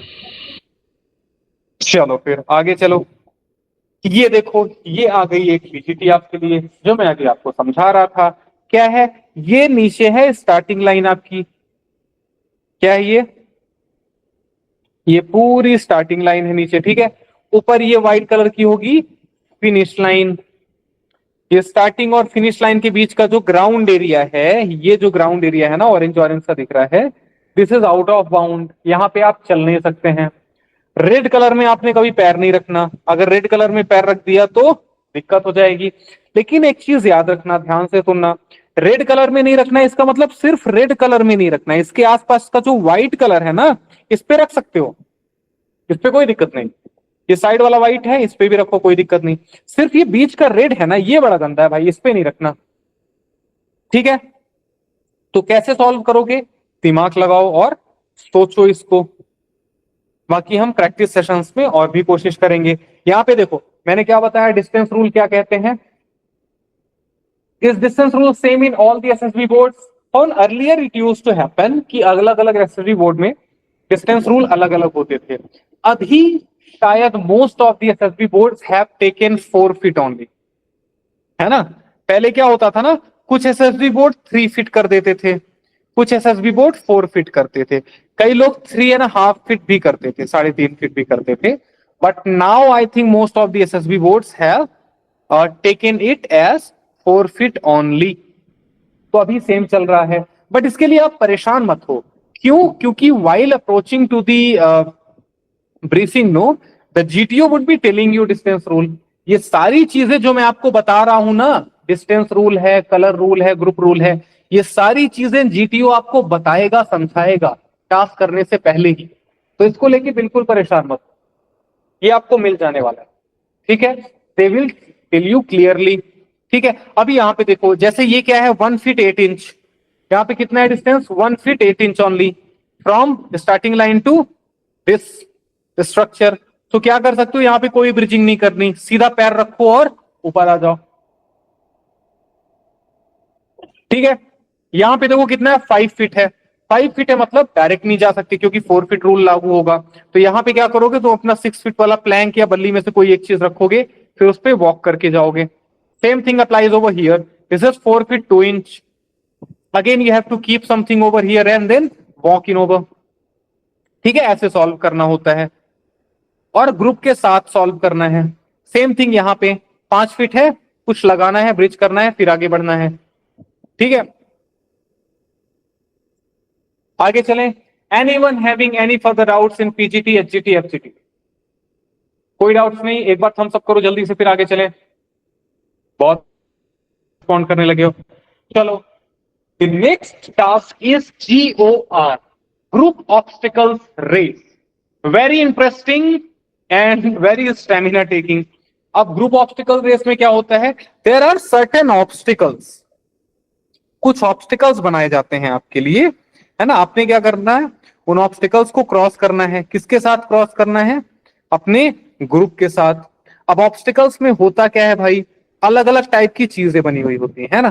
कैसी चीजें होती हैं, देखो सबसे पहले तो होता है ये रैंप वॉल। यहाँ पे कहीं पे होती है स्टार्टिंग लाइन, ध्यान से सुनना, ये होती है स्टार्टिंग लाइन। सारी टीम आपकी ना, ऑफिसर्स की जो टीम है, योर अपकमिंग ऑफिसर्स, वो लोग यहीं खड़े होते हैं एक दूसरे का मुंह देखते हुए, ऐसे देखो। अब इन ऑफिसर्स को, अपकमिंग ऑफिसर्स को, यहाँ पे जीटीओ साहब खड़े होते हैं, ठीक है। जीटीओ साहब इनको एक्सप्लेन करेंगे कि भाई ये GOR है, ग्रुप ऑब्स्टिकल्स रेस है, आपने ऐसा करना है, वैसा करना है। यहाँ पे भी group rule, colour rule apply होता है। ग्रुप रूल और कलर रूल जो हमने पीजीटी में देखा है, the same applies over there as well, ठीक है। रिजिडिटी अप्लाई नहीं होता क्योंकि कोई हेल्पिंग मटेरियल नहीं है। इन्फिनिटी अप्लाई नहीं होता क्योंकि कोई साइड्स नहीं है, ठीक है। डिस्टेंस रूल भी अप्लाई नहीं होता क्योंकि वहां पे कोई टास्क नहीं होता, ऐसा है ना। अब क्या होता है, बेसिकली GOR कभी एक टीम की नहीं होती, 3-4 टीमें होंगी, ठीक है। एक टीम यहां खड़ी होगी, ऑलराइट, एक टीम यहां होगी, एक टीम यहां पे होगी और एक टीम यहां होगी, ठीक है। तो जैसे सपोज 40 लोग हैं, 40 लोग स्क्रीन इन हुए, तो 10 लोग इस ग्रुप में है, ठीक है। बाकी के 10 इस ग्रुप में है, बाकी 10 इस ग्रुप में आ गए, बाकी 10 इस ग्रुप में आ गए। चारों GOR का फॉर्मेट सेम होगा और साथ में करेंगे। साथ में करने का क्या मतलब होता है, आपका जोश देखना होता है। और दूसरी चीज क्या है ना, साथ में कंडक्ट करा के मतलब whoever comes first on the finishing line is the winner of the race। इसीलिए ये रेस होती है, ग्रुप ऑब्स्टिकल्स रेस। क्या होता है, सबसे पहले यहाँ पे एक रैंप बना होता है। तो क्या होता है, आपको इस पे चढ़ना है रनिंग करके, और यहाँ पे सैंड है, इस पे जंप कर जाना है। फिर यहाँ पे फिगर ऑफ 8 होना है, इस पे फिगर ऑफ 8 बनाना है। मतलब आप नीचे से जाओगे, यहां से निकलोगे, फिर ऊपर से आओगे, फिर यहां से निकलोगे, फिर नीचे से जाओगे।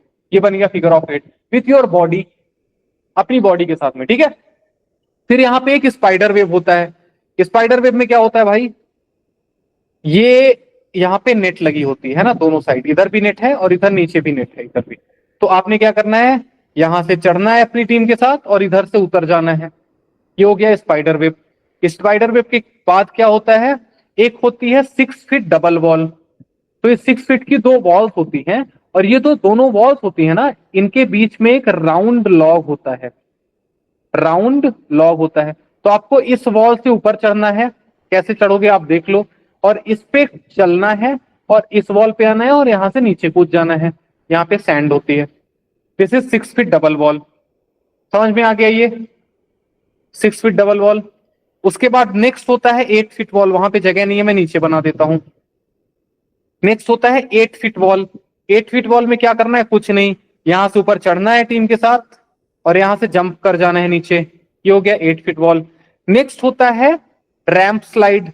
रैंप स्लाइड में क्या होता है, यहां से रैंप में चढ़ना है और इधर स्लाइड कर देना है। यहाँ पे कुछ कुछ लैडर जैसा लगा होता है। तो यू हैव टू क्लाइंब, यहाँ पे क्लाइंब करना है, टॉप में यहाँ पे बैठना है, फिट, और फिट करके यहां से स्लाइड कर जाना है नीचे। बस यहाँ पे सैंड होगी तो स्लाइड करके सैंड पे आ जाओगे। ये 6 टास्क होते हैं, ठीक है। अब इस पूरे टास्क के दौरान आपके पास, आपकी टीम के पास एक स्नेक होता है। अब बोलोगे स्नेक कैसे सर, सांप वाप कराओगे क्या? सांप नहीं, बेसिकली वो क्या करते हैं, एक राउंड मोटी सी रस्सी जैसे देते हैं आपको। रस्सी नहीं होता, तकिए जैसा होता है, लेकिन लंबा होता है ना। 7-8 फीट का होता है वो, 6-7-8 फीट का। ये स्नेक आपकी पूरी टीम को कैरी करना होता है। The whole team has to carry this snake. इसीलिए ग्रुप ऑब्स्टिकल्स रेस को हम स्नेक रेस भी कहते हैं। इसको शॉर्ट में क्या कहा जाता है, स्नेक रेस भी कहा जाता है, ठीक है। इस स्नेक के साथ पूरी टीम को ये 6 के 6 ऑब्स्टिकल्स क्रॉस करने हैं, ठीक है। अब ऑब्स्टिकल्स कैसे होते हैं, ये देखिए, ऐसे ऑब्स्टिकल होते हैं भाई। सबसे पहले मैंने क्या बताया आपको, रैंप में चढ़ के जंप करना है। ये वाला देखो ध्यान से, सिर्फ ये वाला देखो, बाकी मत देखो, जिसपे मैंने गोला गोला किया और मिटा दिया। यहाँ पे क्या करना है, ये देखो, ये लैडर जैसा बना, इस पे चढ़ना है, यहाँ टॉप में आना है और इससे नीचे कूद जाना है। ये देखो यहाँ पे सैंड है, ये सारी रेत होती है। तो अगर आप उस पर कूदते हो ना तो आप इंजर्ड नहीं होते, इसलिए यहाँ पे सैंड होती है। ये कूद गया, ये फर्स्ट वाला हुआ। सेकंड क्या है, ये देखो फिगर ऑफ 8 है। ये फिगर ऑफ 8 कैसा बना है, ये देखो, यहाँ पे 2 स्क्वायर जैसे ये लोहे का बना होता है। ये बच्चे बना रहे हैं ना फिगर ऑफ 8। तो फिगर ऑफ 8 में क्या करना होता है ना, यहां से जैसे ध्यान से देखो इसे, please look at this carefully. नीचे से आए, फिर यहां से ऊपर से निकले, ठीक है। ऊपर से निकले, एकदम ऊपर से आए इधर से, फिर यहां से वापस इधर साइड चले गए। इधर साइड जाने के बाद फिर इधर से फिर से नीचे से आ गए, यहां उतर गए, ठीक है। तो ये देखो 8 जैसा बन गया ना, फिगर ऑफ 8, ये बन गया ना पूरा 8। इसलिए इसको, इस टास्क को ही फिगर ऑफ 8 कह देते हैं। दिस इज फिगर ऑफ 8, ठीक है। ये सेकंड हो गया। ये कौन सा था, ये फर्स्ट था, ये सेकंड हो गया। फिर थर्ड होता है ये स्पाइडर वेब। ये देखो मैंने बताया, स्पाइडर वेब में क्या करना है, ये देखो ये लोग स्नेक लेके रखे हैं हाथ में, ये दिख रहा है लंबा सा, यहाँ पे ब्राउन कलर का, यही होता है स्नेक जैसी संरचना। Basically it is anaconda type, पता नहीं क्यों स्नेक बोलते हैं इसको, ठीक है। इसमें क्या करना है, ये जैसे रस्सियों का एक स्पाइडर वेब होता है। तो ये ऐसे चढ़ना है ऊपर, टॉप में जाना है, दूसरे साइड से नीचे आ जाना है, जैसे ये लोग कर रहे हैं, ठीक है। ये तीसरा हो गया। चौथा कौन सा, ये वाला फोर्थ है। फोर्थ में क्या करना है, इधर साइड से ऐसा है, यहां से ऊपर चढ़ना है। आप बोलोगे सर 6 फीट का होता है, ऊपर कैसे चढ़े? तो अपनी फ्रेंड्स को हेल्प लो, इसीलिए ये ग्रुप एक्टिविटी है। This is not individual activity. Friends की हेल्प लो और ऊपर चढ़ो, एक दूसरे की हेल्प करो, ठीक है। कैसे हेल्प करना है ये आप डिसाइड करो, ऊपर चढ़ो। और ये देखो बीच में ये बना हुआ है ना रैंप जैसा, ये राउंड राउंड होता है, ठीक है। तो क्या करना है, यहां ऊपर चढ़े, ऊपर आ गए, ऊपर आने के बाद इस पे वॉक करना है, इस पे चलना है और दूसरी वाली वॉल पे जाना है। दूसरी वाली वॉल पे भी ऐसा ही रहता है सिस्टम, ठीक है। दूसरी वॉल पे जाने के बाद वहां से नीचे जंप कर जाओ बस, और आगे बढ़ जाओ। ये हो गया फोर्थ वाला। फिफ्थ कौन सा है? ये फिफ्थ वाला हो गया। फिफ्थ में क्या है? 8 फीट की वॉल होती है। तो देखो ये एक दूसरे की हेल्प कर रहे हैं ना, कितने प्यारे बच्चे हैं। ये अपने हाथ से हेल्प कर रहा है इसको ऊपर चढ़ने के लिए, ये भी हेल्प कर रहा है ऊपर चढ़ने के लिए। ऐसे ही आपको भी हेल्प करनी है। क्या करना है? इनको यहां से आओगे, एक दूसरे की हेल्प से ऊपर चढ़ो करो। नीचे खड़े हो तो हैंड से हेल्प करो, ऊपर खड़े हो तो ऊपर खींच करके हेल्प करो। कुछ भी करो लेकिन हेल्प करो। ऊपर चढ़ना है और बस नेक्स्ट साइड पे देखो ये बंदा ये कूद गया है और आगे भाग रहा है, दिख रहा है? तो नेक्स्ट साइड पे सैंड होती है, वहां पे जंप करना है और आगे भाग जाना है, बस रुकना नहीं है। आगे भाग के अपनी टीम का वेट करना है। ये 5 हो गए। अब बोलोगे छठवां भी था, तो छठवां है आगे। ये हो गया छठवां। देखो यहाँ पे क्या करना है, ये देखो इस पे चढ़ते हैं। यहाँ पे ये बीच में देखो लेटर जैसा कुछ कुछ बना हुआ है ना, यहाँ पे इसका यूज करके ऊपर चढ़ना है और यहाँ पे बैठना है ऊपर टॉप में, और इससे स्लाइड कर जाना है नीचे, सीधा स्लाइड। फिसल पट्टी स्लाइड करी कभी? स्लाइडिंग तो सबने की होगी बचपन में। तो इससे सीधा नीचे सैंड पे स्लाइड कर जाना है बैठ के, ठीक है। बीच में ब्रेक करने के लिए अपने हाथ का, अपने पैरों का यूज कर सकते हैं। स्लाइड करते टाइम पैर अपने सीधे रखना बस, नहीं तो दांत टूट जाएंगे तुम्हारे, ठीक है।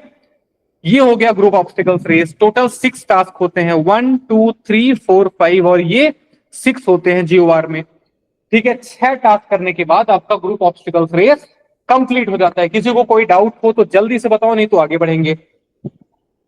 Answer fast. Anyone having any doubt? नहीं है तो थम्स अप दो जल्दी जल्दी। कोई डाउट नहीं है, चलो बहुत अच्छी बात है। जीओआर के बाद अगला आता है इंडिविजुअल ऑब्स्टिकल्स। इंडिविजुअल ऑब्स्टिकल्स में भी क्या है? ऑब्स्टिकल्स तो होते हैं लेकिन यहाँ पे ग्रुप के साथ नहीं करने होते हैं। यहाँ पे you have to tackle all the obstacles individually. Now time provided to you for all the obstacles would be 3 minutes. कितना टाइम मिलेगा? 3 मिनट्स का टाइम मिलता है। अब ये 3 मिनट्स के टाइम में आपने ये सारे ऑब्स्टिकल करने हैं भाई साहब, हल्के में मत लो। सारे ऑब्स्टिकल्स 3 मिनट में ही करने, ठीक है। कौन कौन से ऑब्स्टिकल हैं देखो। सबसे पहले तो सिंगल रैंप। सिंगल रैंप में कुछ नहीं होता भाई, रैंप है और आगे जंप करना है। तो as simple as that, you just have to walk on the ramp, go on the top and jump in the sand in front. सामने की सैंड पे जंप कर जाओ, एज सिंपल एज दैट। कोई मुश्किल सा काम इसमें नहीं है। सिंगल रैंप के बाद क्या है भाई? डबल बैरल जंप है। डबल बैरल जंप के बाद क्या है? बैलेंसिंग बीम है। इनके पिक्चर्स आगे हैं, मैं आपको दिखाऊंगा। उसके बाद क्या है? स्क्रीन जंप है, फिर बर्मा ब्रिज है, टार्जन स्विंग है, डबल प्लेटफॉर्म जंप है, डबल डिच है, कमांडो वॉक है और टाइगर ग्लिप है। अभी आजकल एक नया ऑब्स्टिकल ऐड हो गया है आर्मी एसएसबीज में, which is called as rope climbing. अब ये रोप क्लाइंबिंग क्या है? एयरफोर्स एसएसबीज में पहले भी होता था। एयरफोर्स एसएसबीज में रोप क्लाइंबिंग पहले भी था। एयरफोर्स एसएसबीज का सिस्टम थोड़ा सा अलग है। जैसे वहां पे स्क्रीन जंप दूसरे टाइप का होता है ना, बैलेंसिंग बीम दूसरे टाइप का होता है, डबल बैरल जंप नहीं होता है, सिंगल रैंप की जगह पे हाई जंप होता है, ठीक है। बर्मा ब्रिज है, ठीक है। टार्जन स्विंग भी है, ठीक है। डबल प्लेटफॉर्म नहीं होता है, उसकी जगह पे एक टायर होता है ना, टायर को क्रॉस करने वाला होता है। यहां से दौड़ के आओ, टायर को पकड़ो और टायर क्रॉस होके दूसरे साइड पे जाओ, ऐसा होता है। डबल डिच भी नहीं होता, उसकी जगह पे दूसरा कमांडो वॉक होता है, टाइगर लीप होता है। तो एएफएसबी में थोड़ा सा अलग सिस्टम होता है, लेकिन आर्मी और नेवी एसएसबी में ये सेम सिस्टम होता है। आर्मी और नेवी एसएसबी में सेम सिस्टम होता है। कुछ बोर्ड्स आजकल रोप क्लाइंबिंग भी करवा रहे हैं, लेकिन उसके साथ फिर क्या कर रहे हैं? टाइम जो दिया जा रहा है वो 3 मिनट 30 सेकेंड्स का दिया जा रहा है, but that is not universally recognised. हर जगह नहीं हो रहा है अभी। कुछ रोप बोर्ड्स हैं जो रोप क्लाइंबिंग को ऐड करके 3 मिनट 30 सेकेंड्स का टाइम दे रहे हैं, विच इज न्यूली डिराइव्ड, और वो अंडर टेस्टिंग है अभी। पूरी तरह से कमीशन हर जगह नहीं हुआ है। चलो एक बार इंडिविजुअल ऑब्स्टिकल्स देख लेते हैं। इंडिविजुअल ऑब्स्टिकल्स इंपॉर्टेंट हैं, लेकिन कई बार क्या होता है ना, अननेसेसरी इसको लेके बहुत ज्यादा डर जाते हैं। थोड़ा सा भी आपका फिजिकल स्टेमिना और मेंटल स्टेमिना अच्छा है, अगर आपको हाइट वाइट से डर नहीं लगता है ना, तो आप इंडिविजुअल ऑब्स्टिकल्स कर लेंगे, उसमें इतना ज्यादा परेशान होने वाली बात नहीं है। तो उसको लेके बहुत ज्यादा ट्रबल मत हुआ करो कि अरे भैया कैसे करेंगे यार, रोप क्लाइंब कैसे करना, ये कैसे करना, वो कैसे करना, ये सारी चीजें मत सोचना प्लीज। ठीक है, कूल होके रहो, फिजिकल एक्सरसाइज करो, स्ट्रेंथ अच्छी रखो, स्टेमिना अच्छा रखो, इंडिविजुअल ऑब्स्टिकल्स हो जाते हैं। कैसे कैसे होते हैं ये देखो, मैंने आपको एक बताया था स्क्रीन जंप, ये होता है स्क्रीन जंप। ठीक है, कैसा होता है स्क्रीन जंप, यहाँ पे देखो आपको एक रैंप जैसा व्हाइट कलर का दिख रहा होगा नीचे, है ना। तो ये बंदा क्या करेगा, यहां से रैंप में से दौड़ के आएगा और ये रैंप से जंप मारेगा और स्क्रीन के दूसरे साइड पे कूदेगा। नीचे सैंड होती है तो गिरने के बाद चोट लगने का खतरा नहीं होता है। This is called screen jump. फिर एक डबल डिच करके था, ये देखो स्क्रीन जंप हो गया। अब देखो ये डबल डिच है। डबल डिच कैसा होता है, देखो डबल डिच में क्या है, यहां से बंदा दौड़ते हुए आएगा, यहां से जंप करेगा और बीच में ये जो रोप है ना इसने पकड़ रखी है, देखो ध्यान से देखो, इस पर्सन हैज होल्डेड अ रोप। तो यहां से जंप करना है बीच में और ये रोप को होल्ड करना है, जैसे इसने होल्ड किया है, और होल्ड किए हुए यहां पे लैंड करना है बीच प्लेटफॉर्म में। इस प्लेटफॉर्म के बाद एक छोटा सा डिच और होता है, तो उसको बस ऐसे ही क्रॉस करना है, जंप करके क्रॉस करके नेक्स्ट आगे आ जाना है। ये हो गया डबल डिच। ठीक है, उसके बाद अगला क्या है, बर्मा ब्रिज के बारे में बताया था, ये देखो ये होता है बर्मा ब्रिज, ये वाला, this is called as Burma bridge. Burma bridge कैसे होता है, यहाँ पे देखो लैडर लगी हुई है, सीढ़ी लगी है ना साइड में, तो इस सीढ़ी से क्या करेगा बंदा, ऊपर आएगा, नीचे वाले रोप पे चढ़ेगा और ऊपर वाली रोप को होल्ड करेगा। You have to walk on the bottom rope and hold the upper rope. ठीक है, ऊपर वाले को पकड़ना, नीचे वाले पे चलना, ऐसे करते करते इस साइड पे आना है। इस साइड पे आने के बाद यहां पे भी एक क्या लगा होता है, लैडर, ये लगा होगा या फिर यहां पे लगा होगा, उस लैडर से क्या करना, नीचे उतर जाना। ठीक है, ये तीन हो गए। कौन सा हो गया हमारा, बर्मा ब्रिज। कहां पे है भाई, ये बर्मा ब्रिज हो गया। नेक्स्ट कौन सा है, टार्जन स्विंग। देखो टार्जन स्विंग कहां पे है, ये होता है टार्जन स्विंग। इसको ध्यान से देखो, ये वाला फर्स्ट वाली पिक्चर। टार्जन स्विंग में क्या होता है, यहां पे देखो एक प्लेटफॉर्म बना हुआ है, दिख रहा है, ये ध्यान से देखो एक प्लेटफॉर्म। यहां पे क्या होगा, द पर्सन वुड क्लाइंब, ये जो लैडर दिख रहा है ना, इस लैडर से क्लाइंब करेगा यहां पे और प्लेटफॉर्म पे आएगा। प्लेटफॉर्म के पास कोई एक बंदा प्रेजेंट होगा, इधर द जेसीओ और anyone would be present. He would make you hold this रोप, ये जो लंबी सी रोप टंग रही ना ऊपर से, ये रोप आपको जेसीओ पकड़ा देगा यहां पे लाके। आपने ये रोप पकड़नी है और टार्जन जैसा स्विंग कर जाना है। स्विंग करके आगे तक आओगे, बीच में आके रोप को छोड़ देना है और नीचे जो सैंड है वहां पे जंप कर जाना है। और ये सब कुछ करते हुए टार्जन जैसी वॉइस निकालनी है। टार्जन कैसी वॉइस निकालता है, कभी सुना है, वो निकालता है ना टार्जन, ओ करके, उस टाइप की वॉइस निकालना है। ठीक है, तो बेसिकली प्लेटफॉर्म पे आए, यहां से जंप करके नहीं, यहां पे जेसीओ ने या फिर किसी ने आपको रोप पकड़ाई, रोप को पकड़े और पेंडुलम जैसा पेंडुल कर गए आगे, और बीच में आके रोप को छोड़ दिया और सैंड में कूद गए। ये हो गया टार्जन स्विंग। टार्जन स्विंग के बाद क्या आता है, एक बहुत इंपॉर्टेंट चीज है टाइगर लीप। ये देखो लिखा हुआ है, टाइगर लीप में क्या होता है, देखो ये जो देखो ये बालक या बालिका कोई खड़ा है यहाँ पे, ध्यान से देखो, this is called as tiger leap. Tiger leap में क्या होता है, again you have to climb from the ladder. यहाँ पे एक लैडर लगी होगी, लैडर से चढ़ के जाइए और चढ़ने के बाद यहाँ टॉप पे खड़े हुई इस प्लेटफॉर्म पे खड़े हो जाना है। खड़े होने के बाद यहां से जंप करना है, इसीलिए इसको टाइगर लीप कहते हैं। जैसे टाइगर लीप करता है ना, जंप मारता है ना टाइगर अपने शिकार पे या किसी चीज पे, ऐसे आपको भी लीप करना है, जंप मारना है। तो you have to leap and hold this rope with both of your hands. Leap करके इस रोप को होल्ड करना है और रोप को होल्ड करते ही स्टेप बाय स्टेप नीचे आ जाना है। अब ध्यान से सुनो, स्टेप बाय स्टेप नीचे आना है भाई, स्लाइड करके नहीं होना, नहीं तो तुम्हारे हाथ की जो स्किन है वो पूरी निकल जाएगी। ठीक है, फिर बोलोगे साहब ऐसा हो गया, हमारा हाथ खराब हो गया।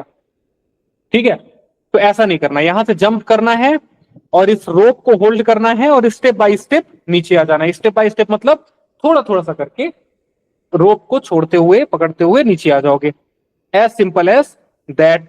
ये क्या हो गया आपका टाइगर लीप हो गया। टाइगर लीप के बाद क्या है, एक होता है कमांडो वॉक। कमांडो वॉक कहाँ है, ये देखो, ये भाई साहब कर रहे हैं कमांडो वॉक, ध्यान से देखो इसे, ठीक है। कमांडो वॉक में क्या होता है, देखो ये साइड में लेडर्स लगी हुई हैं, सीढ़ियां लगी हुई हैं, तो आपको करना क्या है बेसिकली, इन्हीं सीढ़ियों में से किसी एक साइड से ऊपर चढ़ के आना है। यहाँ पे चलने के बाद आपको इस पे चलना है बस। चलना कैसे है, यहाँ पे तो देखो प्लेन है, चढ़े, फिर ये थोड़ा सा ऊपर है सीढ़ी, इस पे चढ़े, यहां से थोड़ा ऊपर चढ़े जहां पे अपने भाई साहब खड़े हुए हैं, इसके बाद थोड़ा और ऊपर है, यहाँ चढ़े, फिर उसके बाद यहां से नीचे आए, फिर और नीचे आए, फिर और नीचे आए, फिर आगे बढ़े और इस लेडर से या इस सीढ़ी से नीचे आ गए। समझ गया। अब इस पे क्या है, ऊपर चढ़ो तो डर सी लगती है, हमें डर लगती है, इसलिए इसको बोलते हैं कमांडो वॉक, क्योंकि कमांडो लोग ऐसे चढ़ा करते हैं। कई बार क्या होता है एसएसबी बोर्ड्स में, ये जो ऊपर का जो सिस्टम है ना पूरा इन्होंने लगा रखा है प्लेटफॉर्म, ये हिलता है इधर उधर, ऐसे ऐसे हिलता रहता है वो, तो और ज्यादा डर लगती है। ठीक है, एक और चीज इस पे होती है, यहाँ पे टॉप वाले प्लेटफॉर्म पे पहुंच के ना, जब सबसे टॉप पे होते हो वहां पहुंच के जोर से बोलना होता है कमांडो, जोर से आवाज निकालनी है कमांडो की। ठीक है, अगर कमांडो नहीं निकालना तो कई बार बोर्ड्स के जो एसएसएस होते हैं, जीटीओ होते हैं, आपको बोल देते हैं अपनी गर्लफ्रेंड या बॉयफ्रेंड का नाम बोलो। ठीक है, तो गर्लफ्रेंड बॉयफ्रेंड का नाम मतलब according to your respective genders. ऐसा नहीं होना है कि कोई लड़का हो बोल दे मैं तो बॉयफ्रेंड का नाम बोलूंगा, ऐसा मत करना, गलत हो जाएगा तुम्हारे साथ फिर, है ना। तो टॉप पे खड़े होके या तो कमांडो बोलना है या तो गर्लफ्रेंड का नाम बोलना है। ठीक है, आई लव यू भी बोल सकते हो, लेकिन एसएसआर कुछ मार्क्स निकाल लेगा तुम्हारे फिर उससे, है ना। तो ये सारी चीजें छोड़ सकते हो। ठीक है, कमांडो वॉक भी हो गया। अब क्या बचा है भाई, double platform jump. Double platform jump मैं ऐसे ही आपको समझा देता हूं क्या होता है ना। समझो क्या होता है, यहाँ पे एक प्लेटफॉर्म होगा और इससे ऊंचा एक प्लेटफॉर्म होगा, यहाँ पे लैडर लगी हुई होती है, ध्यान से देखना इसे। और यहाँ पे क्या है, सैंड पिट होता है, रेत होती है यहाँ पे बहुत सारी। ठीक है, so what you suppose to do, यहाँ से क्लाइंब करो, क्लाइंब करके टॉप पे पहुंचो, यहाँ पे खड़े हो जाओ ऐसे। यहाँ पे पहुंचने के बाद यहां से जंप करना है इस पे, और फिर यहां से जंप करना है सैंड पे। इसलिए इसको बोलते हैं डबल प्लेटफॉर्म। दो प्लेटफॉर्म हो गया ना, एक ऊपर वाला प्लेटफॉर्म, एक नीचे वाला प्लेटफॉर्म, दो प्लेटफॉर्म हो गए, इसलिए इसको बोलते हैं डबल प्लेटफॉर्म जंप। ये भी हो गया। और क्या बचा हुआ है भाई, बैलेंसिंग बीम भी चलो बता देता हूं आपको, बहुत सिंपल है। बैलेंसिंग बीम में क्या है, ऐसे ऐसे टेढ़ी मेढ़ी बीम्स लगी होती हैं, ठीक है, और ये नीचे ग्राउंड पे बैम्बू के थ्रू गड़ी हुई होती है। So what you are suppose to do, यहां से क्लाइंब करो, यहां पे चढ़ो और इस पे चलना है। अब ये क्या है, राउंड लॉग होता है पतला सा, मतलब एक बल्ली टाइप का होता है पतला सा, है ना, उस बल्ली पे आपको चलना है। तो यहां से चले, यहां से आए इस पे भी चले, यहां से आए इस पे भी चले, और यहां से नीचे सैंड होगा, इस पे कूद गए वापस। ये हो गए बैलेंसिंग बीम, है ना। अब सपोज यहां बीच में कहीं आप नीचे गिर गए, धोखे से नीचे गिर गया मतलब बिछा गए नीचे, तो फिर क्या होगा, आपको वापस शुरू करना है शुरुआत से, फिर यहां से चलना है, फिर आगे बढ़ना है। ठीक है, इसलिए इसको बोलते हैं बैलेंसिंग बीम, क्योंकि यहाँ पे बहुत सारा बैलेंस करना होता है। ऑलराइट, बैलेंसिंग बीम के अलावा डबल बैरल जंप एक होता है। डबल बैरल भी बहुत सिंपल होता है। क्या होता है, ध्यान से देखो, ये लोग क्या करते हैं ना, जमीन में दो बैरल टाइप के ड्रम्स, पतले पतले से ड्रम्स गाड़ देते हैं। जैसे ये सपोज जमीन है, यहाँ पे एक ड्रम उन्होंने गाड़ दिया, है ना, ऐसे ऐसे ऐसे। यहाँ पे सैंड पिट होता है, रेत का गड्ढा, और एक और ड्रम यहाँ पे होता है, ठीक है, और यहाँ पूरा ये सैंड पिट हो गया, रेत का गड्ढा। तो आपको क्या करना है, यहां से दौड़ के आना है और यहां से जंप मारना है सीधा इस पे। ठीक है, अब ये समझो मेरी बात, जंप मतलब ऊपर से नहीं, ये साइड बाई साइड बने हुए हैं, है ना। एक ये बड़ा बैरल होता है, एक ये छोटा बैरल होता है। तुम बोलोगे सर डबल बैरल क्यों है, क्या दो बार जंप मारना है? तो नहीं बेटा, दो बार जंप नहीं मारना होता। जो बॉयज होते हैं, बॉयज को मारना होता है बड़े वाले बैरल से जंप, और जो गर्ल्स होती हैं, गर्ल्स को मारना होता है छोटे वाले बैरल से जंप। तो गर्ल्स को कहां से, यहां से जंप मारना है, बॉयज को यहां से जंप मारना है। बॉयज को बड़े वाले बैरल से जंप मारना है लंबा, और गर्ल्स को थोड़ा सा छोटा जंप मारना है, इसलिए इसको बोलते हैं डबल बैरल। इसलिए यहाँ पे दो बैरल्स होते हैं, as simple as that. Double barrel भी हो गया। फिर एक होता है सिंगल रैंप। सिंगल रैंप मैंने आपको शुरुआत में ही बताया था, बहुत सिंपल होता है। एक यहाँ पे रैंप होगा, है ना, टैंक टाइप का, वो जमीन में ऐसे टिका हुआ होता है ना। अब इस रैंप पे क्या करना है, सामने यहाँ सैंड पिट होता है, रेत का गड्ढा। तो आपको कुछ नहीं करना, इस पे चढ़ना है और यहाँ से जाना है और यहाँ से सैंड पे कूद जाना है। इसके 1 मार्क होते हैं, इसके 2 मार्क होते हैं। अच्छा, अभी क्या होता है ना, ये सारे ऑब्स्टिकल्स होते हैं, इंडिविजुअल ऑब्स्टिकल्स के, इन सभी के मार्क्स होते हैं। अब जैसे सपोज 10 ऑब्स्टिकल्स हैं, तो according to their numbers they will be having marks. जैसे नंबर 1 होता है रैंप स्लाइड का, सॉरी सिंगल रैंप का, तो 1 मार्क होगा सिंगल रैंप का, ठीक है। नंबर 2 है डबल बैरल का, तो 2 मार्क इसके होंगे। बैलेंसिंग बीम का 3 या 4 होता है, उसके 3 या 4 मार्क्स होते हैं। स्क्रीन जंप का जितना है उतना मार्क, बर्मा ब्रिज के 5 मार्क्स, टार्जन स्विंग के 6 मार्क्स, डबल प्लेटफॉर्म के 7 मार्क्स। इसी तरह से according to their numbers they will be having marks, और सारे ऑब्स्टिकल्स में उसके मार्क्स और नंबर्स लिखे हुए होते हैं। जैसे ये देखो, यहाँ पे ये इस पे टाइगर लीप क्या है, 10 मार्क्स है। ये देखो यहाँ पे 10 लिखा हुआ है टाइगर लीप में, ध्यान से देखो, लिखा है ना, इसका मतलब टाइगर लीप के 10 मार्क्स हैं। ये इस पे कितना लिखा है, 9, इसके 9 मार्क्स है। हमने यहाँ पे किस पे रखा है, कमांडो वॉक, देखो 9 मार्क्स, 9 नंबर पे रखा है ना। तो जो इसका नंबर है उसके हिसाब से उसके मार्क्स भी होते हैं। According to their number they all will be having their marks in further. All right, now anyone having any problems in individual obstacle so फार?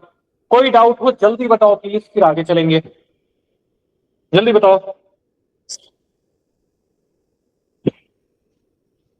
नहीं है डाउट तो थम्स अप कर दो जल्दी से। ऑडिबल? या ऑडिबल पवन बताइए।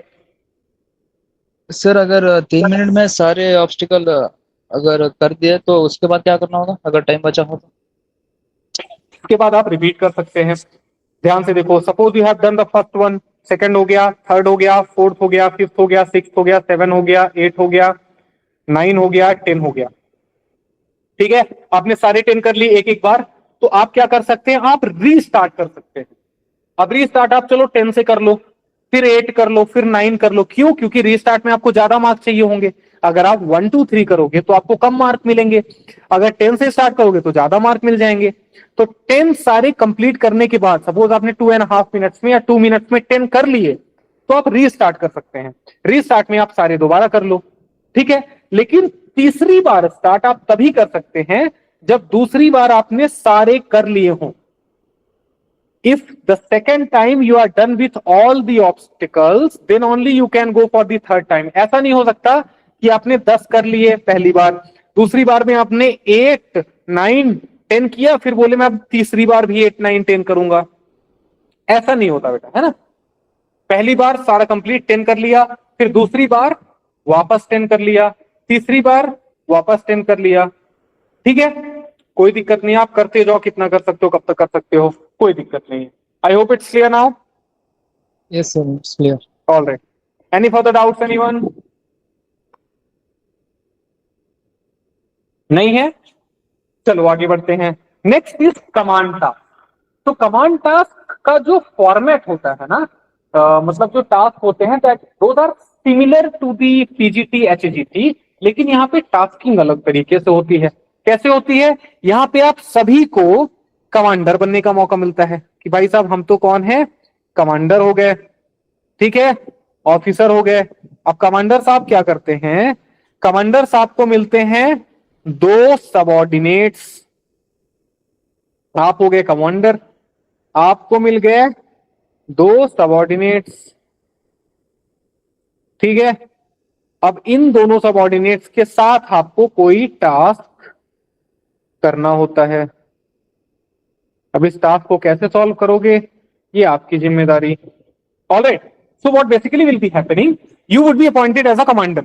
आपको बोल दिया साहब आप कमांडर हो, कमांडर को मिलेंगे सबऑर्डिनेट्स, एक सबऑर्डिनेट, 2 सबऑर्डिनेट, आपने डिसाइड करना है, ठीक है। आपको सबऑर्डिनेट्स को बुलाना है अपने पास, सबऑर्डिनेट आपके पास आएंगे और आप सबऑर्डिनेट्स को ब्रीफिंग देंगे अपने टास्क के बारे में कि ये ब्रीफिंग है। यहां पे भी आपको हेल्पिंग मटेरियल्स मिलते हैं। क्या हेल्पिंग मटेरियल्स हैं? प्लैंक है, बल्ली है और रोप है। प्लैंक, दी बल्ली एंड दी रोप, तीनों हेल्पिंग मटेरियल्स हैं, कमांडर साहब हैं, सबऑर्डिनेट्स के साथ आपको ये टास्क कंप्लीट करना है, आगे बढ़ना है। ये याद रखना कि कमांड टास्क का मतलब ये नहीं है कि कमांडर सिर्फ ऑर्डर देगा और सबऑर्डिनेट सिर्फ काम करेंगे, ऐसा नहीं है। कमांडर भी सबऑर्डिनेट के साथ में काम करेगा, ये याद रखना है। कमांडर साहब भी काम करेंगे, सबऑर्डिनेट भी काम करेंगे। हाँ, आप सबऑर्डिनेट्स की हेल्प ले सकते हैं कि भाई ऐसा आजा, ये रस्सी बदवा दे, ये काम करवा ले, इसको आगे बढ़वा ले, ऐसा करना है, ठीक है। और कमांडर कैसे काम करवाते हैं ये देखो। Suppose this is a command task, ध्यान से देखिए इसे, please look at this carefully. ये स्टार्टिंग लाइन है, जो व्हाइट कलर की ईंटें खड़ी हुई है ना, ये स्टार्टिंग लाइन है। This is real time image of a command task. यहां से आपने अप्रोच करना है, आप यहाँ पे खड़े हो जाओगे, अपने सबऑर्डिनेट्स को पूरी ब्रीफिंग दे दी, अपने हेल्पिंग मटेरियल्स दे दिए, फिर यहाँ से स्टार्ट करा। ये है, यहाँ पे दो स्ट्रक्चर्स हैं, यहाँ पे कैसे क्या यूज करोगे आप, बल्ली लगाओगे, फिर प्लैंक लगाओगे, जो भी लगाओगे, फिर आगे बढ़ोगे, यहाँ पहुंचोगे, यहाँ से फिर कुछ कुछ लगा के फिर आगे बढ़ोगे। ये फिनिश लाइन हो गई व्हाइट कलर की, दिख रही ना। तो इस फिनिश लाइन पे पहुंचे मतलब ये वाला टास्क कंप्लीट। अब कमांड टास्क में क्या होता है ना, तो GTO would be briefing you, आपको कमांड टास्क के बारे में ब्रीफ करेगा, फिर आपसे बोलेगा कि आप ब्रीफ करो अपने सबऑर्डिनेट्स को। Anyone having any problems in command task please do let me no. किसी को कोई डाउट हो जल्दी बताइए।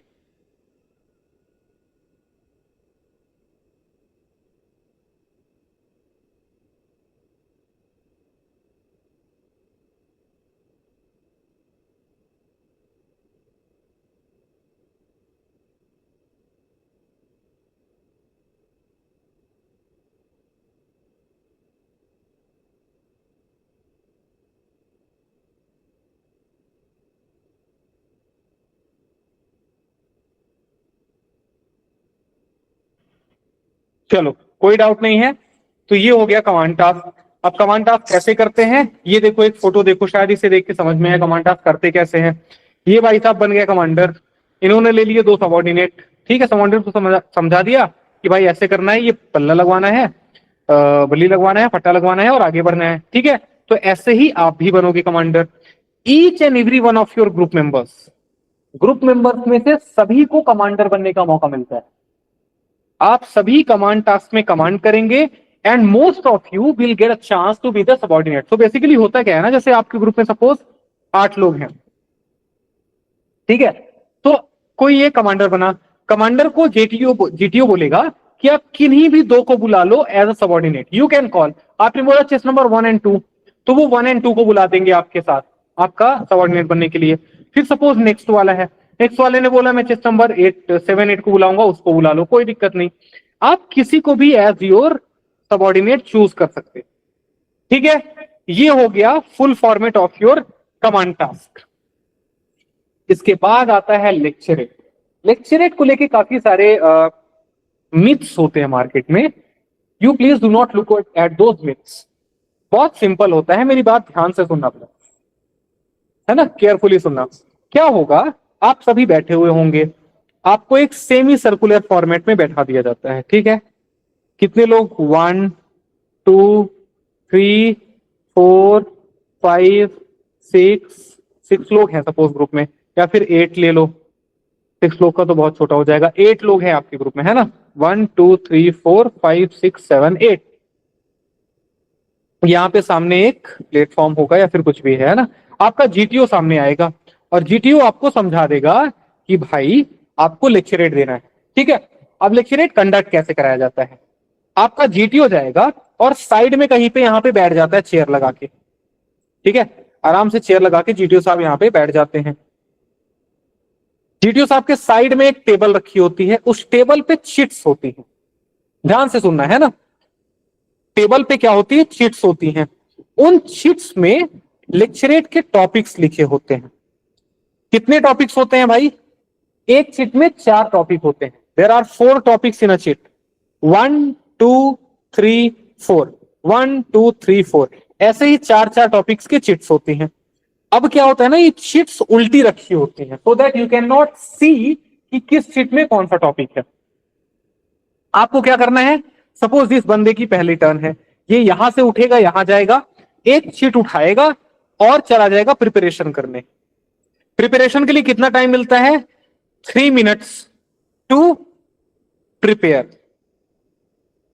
3 मिनट में प्रिपेयर करेगा, यहां पे खड़ा होके, यहां से वापस आएगा, यहां खड़ा होगा और यहां खड़े होके अपने फ्रेंड्स के सामने अपना लेक्चरेट डिलीवर करेगा। अब लेक्चरेट डिलीवर करने के लिए भी कितना टाइम मिलेगा? 3 minutes to deliver. Deliver what? Deliver the lecturette. ये होता है टोटल। अब लेक्चरेट के टॉपिक्स कैसे होते हैं? कुछ भी हो सकते हैं टॉपिक्स। इंडो पाक relations, Indo China relations, US and European union के रिलेशंस, डीआईडीओ के बारे में बता दो, इंडियन सिविलाइजेशन के बारे में बता दो, इंडस वैली सिविलाइजेशन के बारे में बता दो, इंडिया का multi ballistic missile launch programme के बारे में बता दो, राफेल के बारे में बता दो, अपने फेवरेट क्रिकेटर के बारे में बता दो। Any 4 topics you can get. कोई रैंडम 4 टॉपिक्स आपको मिल जाएंगे। तो what you are suppose to do? Get a chit, go to prepare, 3 minutes to prepare, go for the lecturate, 3 minutes to deliver the lecturate, 3 minute पे deliver करोगे, वापस आके अपनी सीट में बैठ गए। ठीक है। अब जब ये बंदा डिलीवर कर रहा होता है ना लेक्चरेट, जैसे वो डिलीवर करने आया, इसके डिलीवर करने के पहले ही जो अगला बंदा है ना, वो उठ के जाएगा और अपनी चिट लेगा और वो प्रिपरेशन के लिए चला जाएगा। तो basically what will happen in the time when the first person is giving the lecturate, the second person is preparing the lecturate. और जैसे ही फर्स्ट पर्सन आके बैठा, 3 मिनट में वो बैठ जाएगा, 3 मिनट में आप प्रिपेयर करके स्टार्ट कर दोगे। The moment first person will finish the lecturate, second person has to come and start with the lecturate.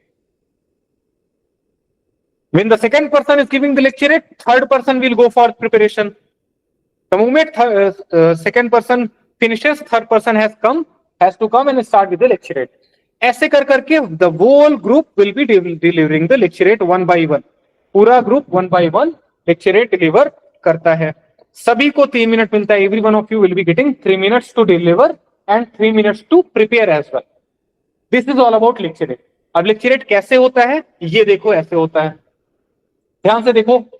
If the screen is visible to you, दिख रही है तो hands thumbs up करो प्लीज।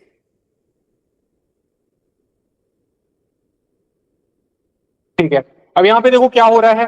ये पीछे बैठे हैं GTO side. This is real time image of a SSB. SSB की इमेज है ना, ध्यान से देखना।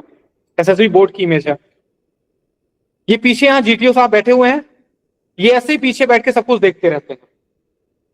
तो क्या होगा, आपकी ये टीम पूरी बैठी होती है या तो लीनियर फॉर्मेट में या तो सेमी सर्कुलर फॉर्मेट में।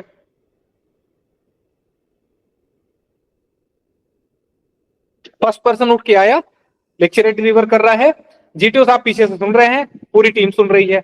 जब फर्स्ट पर्सन डिलीवर कर रहा है, सेकंड पर्सन चला गया प्रिपेयर करने।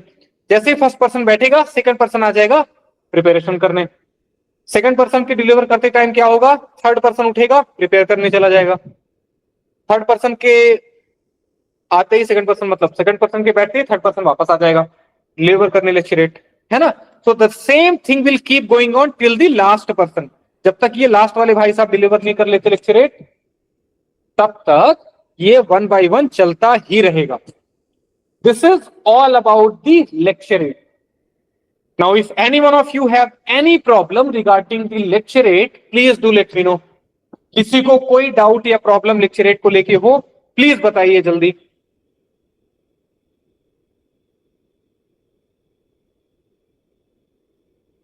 सर हाँ जी बताओ। सर 4 टॉपिक्स में डिफिकल्टी लेवल्स अलग अलग रहता ना sir?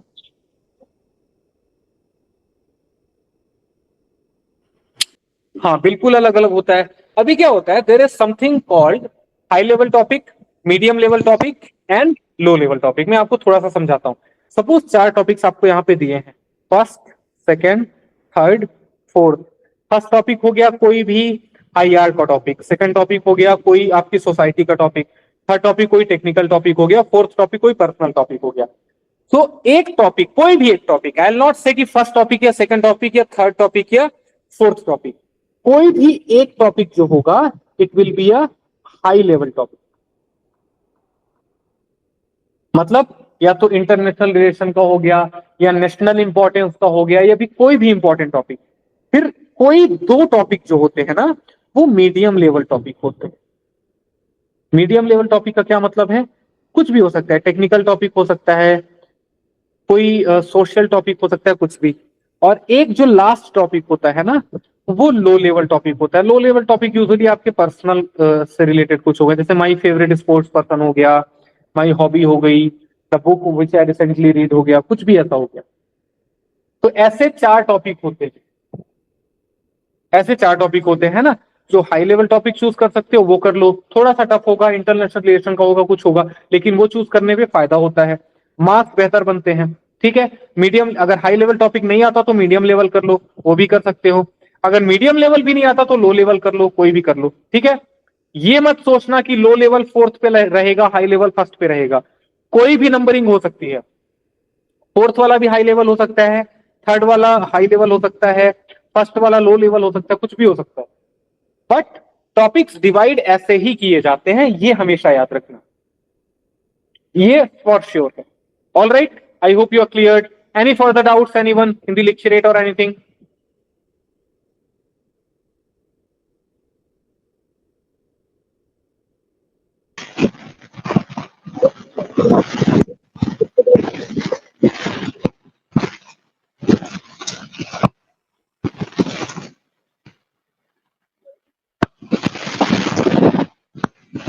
Manju, you're not audible properly. Could you please write your query in the chat box?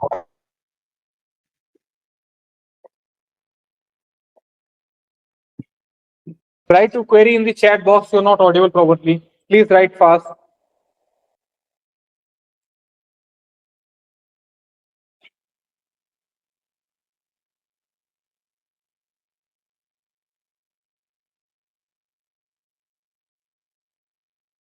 चलो, meanwhile you guys are not having any query, we will move forward. जिसकी query हो chat box में लिख देना, कोई भी doubt हो तो I'll be responding on that. All right? Am I audible to everyone properly? Thumbs up please. हाँ ठीक है, चलो लेक्चर के बाद एक बार हम रिकॉल करेंगे सारे जीटीओ टास्क। क्वेश्चन है सर, लेक्चर हमें मिलते हैं क्या, हम अपने मर्जी से बना सकते हैं? नहीं, लेक्चर मैंने बताया ना आपको, स्लाइड्स मिलते हैं, कि मैंने बताया ना आपको, ये शीट्स मिलेंगी, एक शीट में चार टॉपिक होते हैं, तो इन चारों में से कोई एक टॉपिक आप चूज कर सकते हैं। ये लेक्चरेट की शीट्स आपको दी जाएंगी, वहां पे इन चार में से कोई एक टॉपिक आप चूज कर सकते हैं, आपको खुद से नहीं बनाना, they will provide you the topics. बस इतना है कि इतनी लिबर्टी है आपके पास कि चार में से कोई एक टॉपिक आप चूज कर सकते हैं। ठीक है, एक बार सारे जीटीओ टास्क रिवाइज करो शुरुआत से। ठीक है, फर्स्ट वाला क्या था? And I want you to speak, बोलना है, अनम्यूट करके बोलना है। ठीक है, group discussion sir, first one. Very nice. First is GD, group discussion 1 and 2। Second is group planning exercise. GPE, group planning exercise. Third is FGT, HGT and PGT. नहीं, third is PGT, okay, वो मैंने साथ में बताया था। Fourth is HGT. ठीक है, fifth is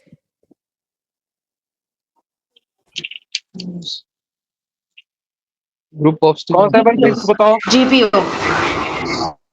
sorry, sir, GPO. GPO कुछ होता ही नहीं यार। Group obstacle race sir. हाँ, GOR होता है भाई, group obstacles race. Sixth is, individual obstacle. चलो हालांकि ये बाद में होता है, पर ठीक है, अच्छा नहीं नहीं ठीक है, ठीक है, इंडिविजुअल ऑब्स्टिकल्स। ठीक है, इंडिविजुअल ऑब्स्टिकल्स आई हो गया। Seventh is command task. ठीक है, कमांड टास्क हो गया, सीटीवी बोलते हैं। Eighth is lecturette. लेक्चरेट, कोई और भी बोल दो यार, वो अकेला परेशान हो जाएगा सारे जवाब देके। Sir, eighth lecturette. Ninth is FGT. FGT, final group task. ये सारे टास्क मैंने आपको ब्रीफ कर दिए हैं। If any one of you finally have any doubts और any problem in any of these task at any point of cost, please do let me know now. इनमें से किसी भी टास्क को लेके कोई भी प्रॉब्लम हो, अभी बताइए इमीडिएटली।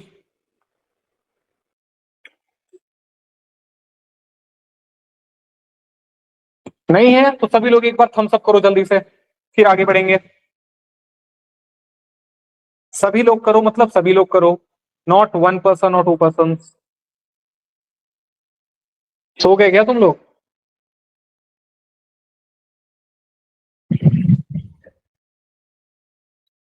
चलो ठीक है, ऑल राइट।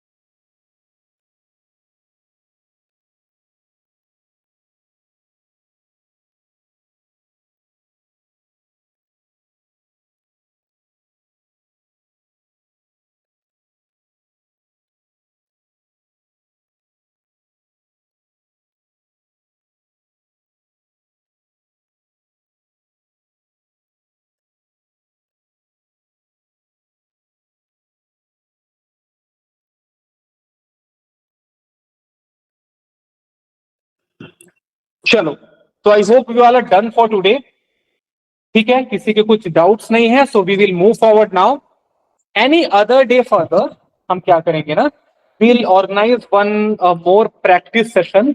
वहां पे हम जीडी का इन पर्टिकुलर अलग से एक प्रैक्टिस सेशन करेंगे आपस में, है ना। उसका जो नोटिफिकेशन है वो आपको व्हाट्सएप ग्रुप के थ्रू या इंस्टाग्राम के थ्रू मिल जाएगा। तो उसमें हम लोग साथ में आएंगे और साथ में अच्छे अच्छे टॉपिक्स पे जीडी करेंगे। ठीक है, आज क्या है, टाइम खत्म हो गया, it's already 9 o'clock, so it will be extended a lot for all of you. All right, not only for GD, for lecturate as well, GD और लेक्चरेट के, और अगर पॉसिबल हुआ तो जीपीई के भी, ग्रुप प्लानिंग एक्सरसाइज के भी अलग से सेशंस ऑर्गेनाइज करेंगे हम अपने चैनल पे या फिर गूगल मीट पे, जैसा भी होगा you will be notified through the social media और the WhatsApp group. Will be having interactions day by day. Thanks. चलो, it was all for today. Thanks for bearing me so long. This was Anulaksh Upadhyay from Lakshmi Defense Preparatory Academy. Hope it was a fruitful session for you. ठीक है, अपने reviews दीजिए, बताइए WhatsApp में कैसा था। If you want any improvements, even that is to be told. सिर्फ अच्छी चीजें नहीं बतानी है, अगर कुछ बुरा भी है ना तो वो भी मैसेज करके बता सकते हो कि sir this should be improved, I think.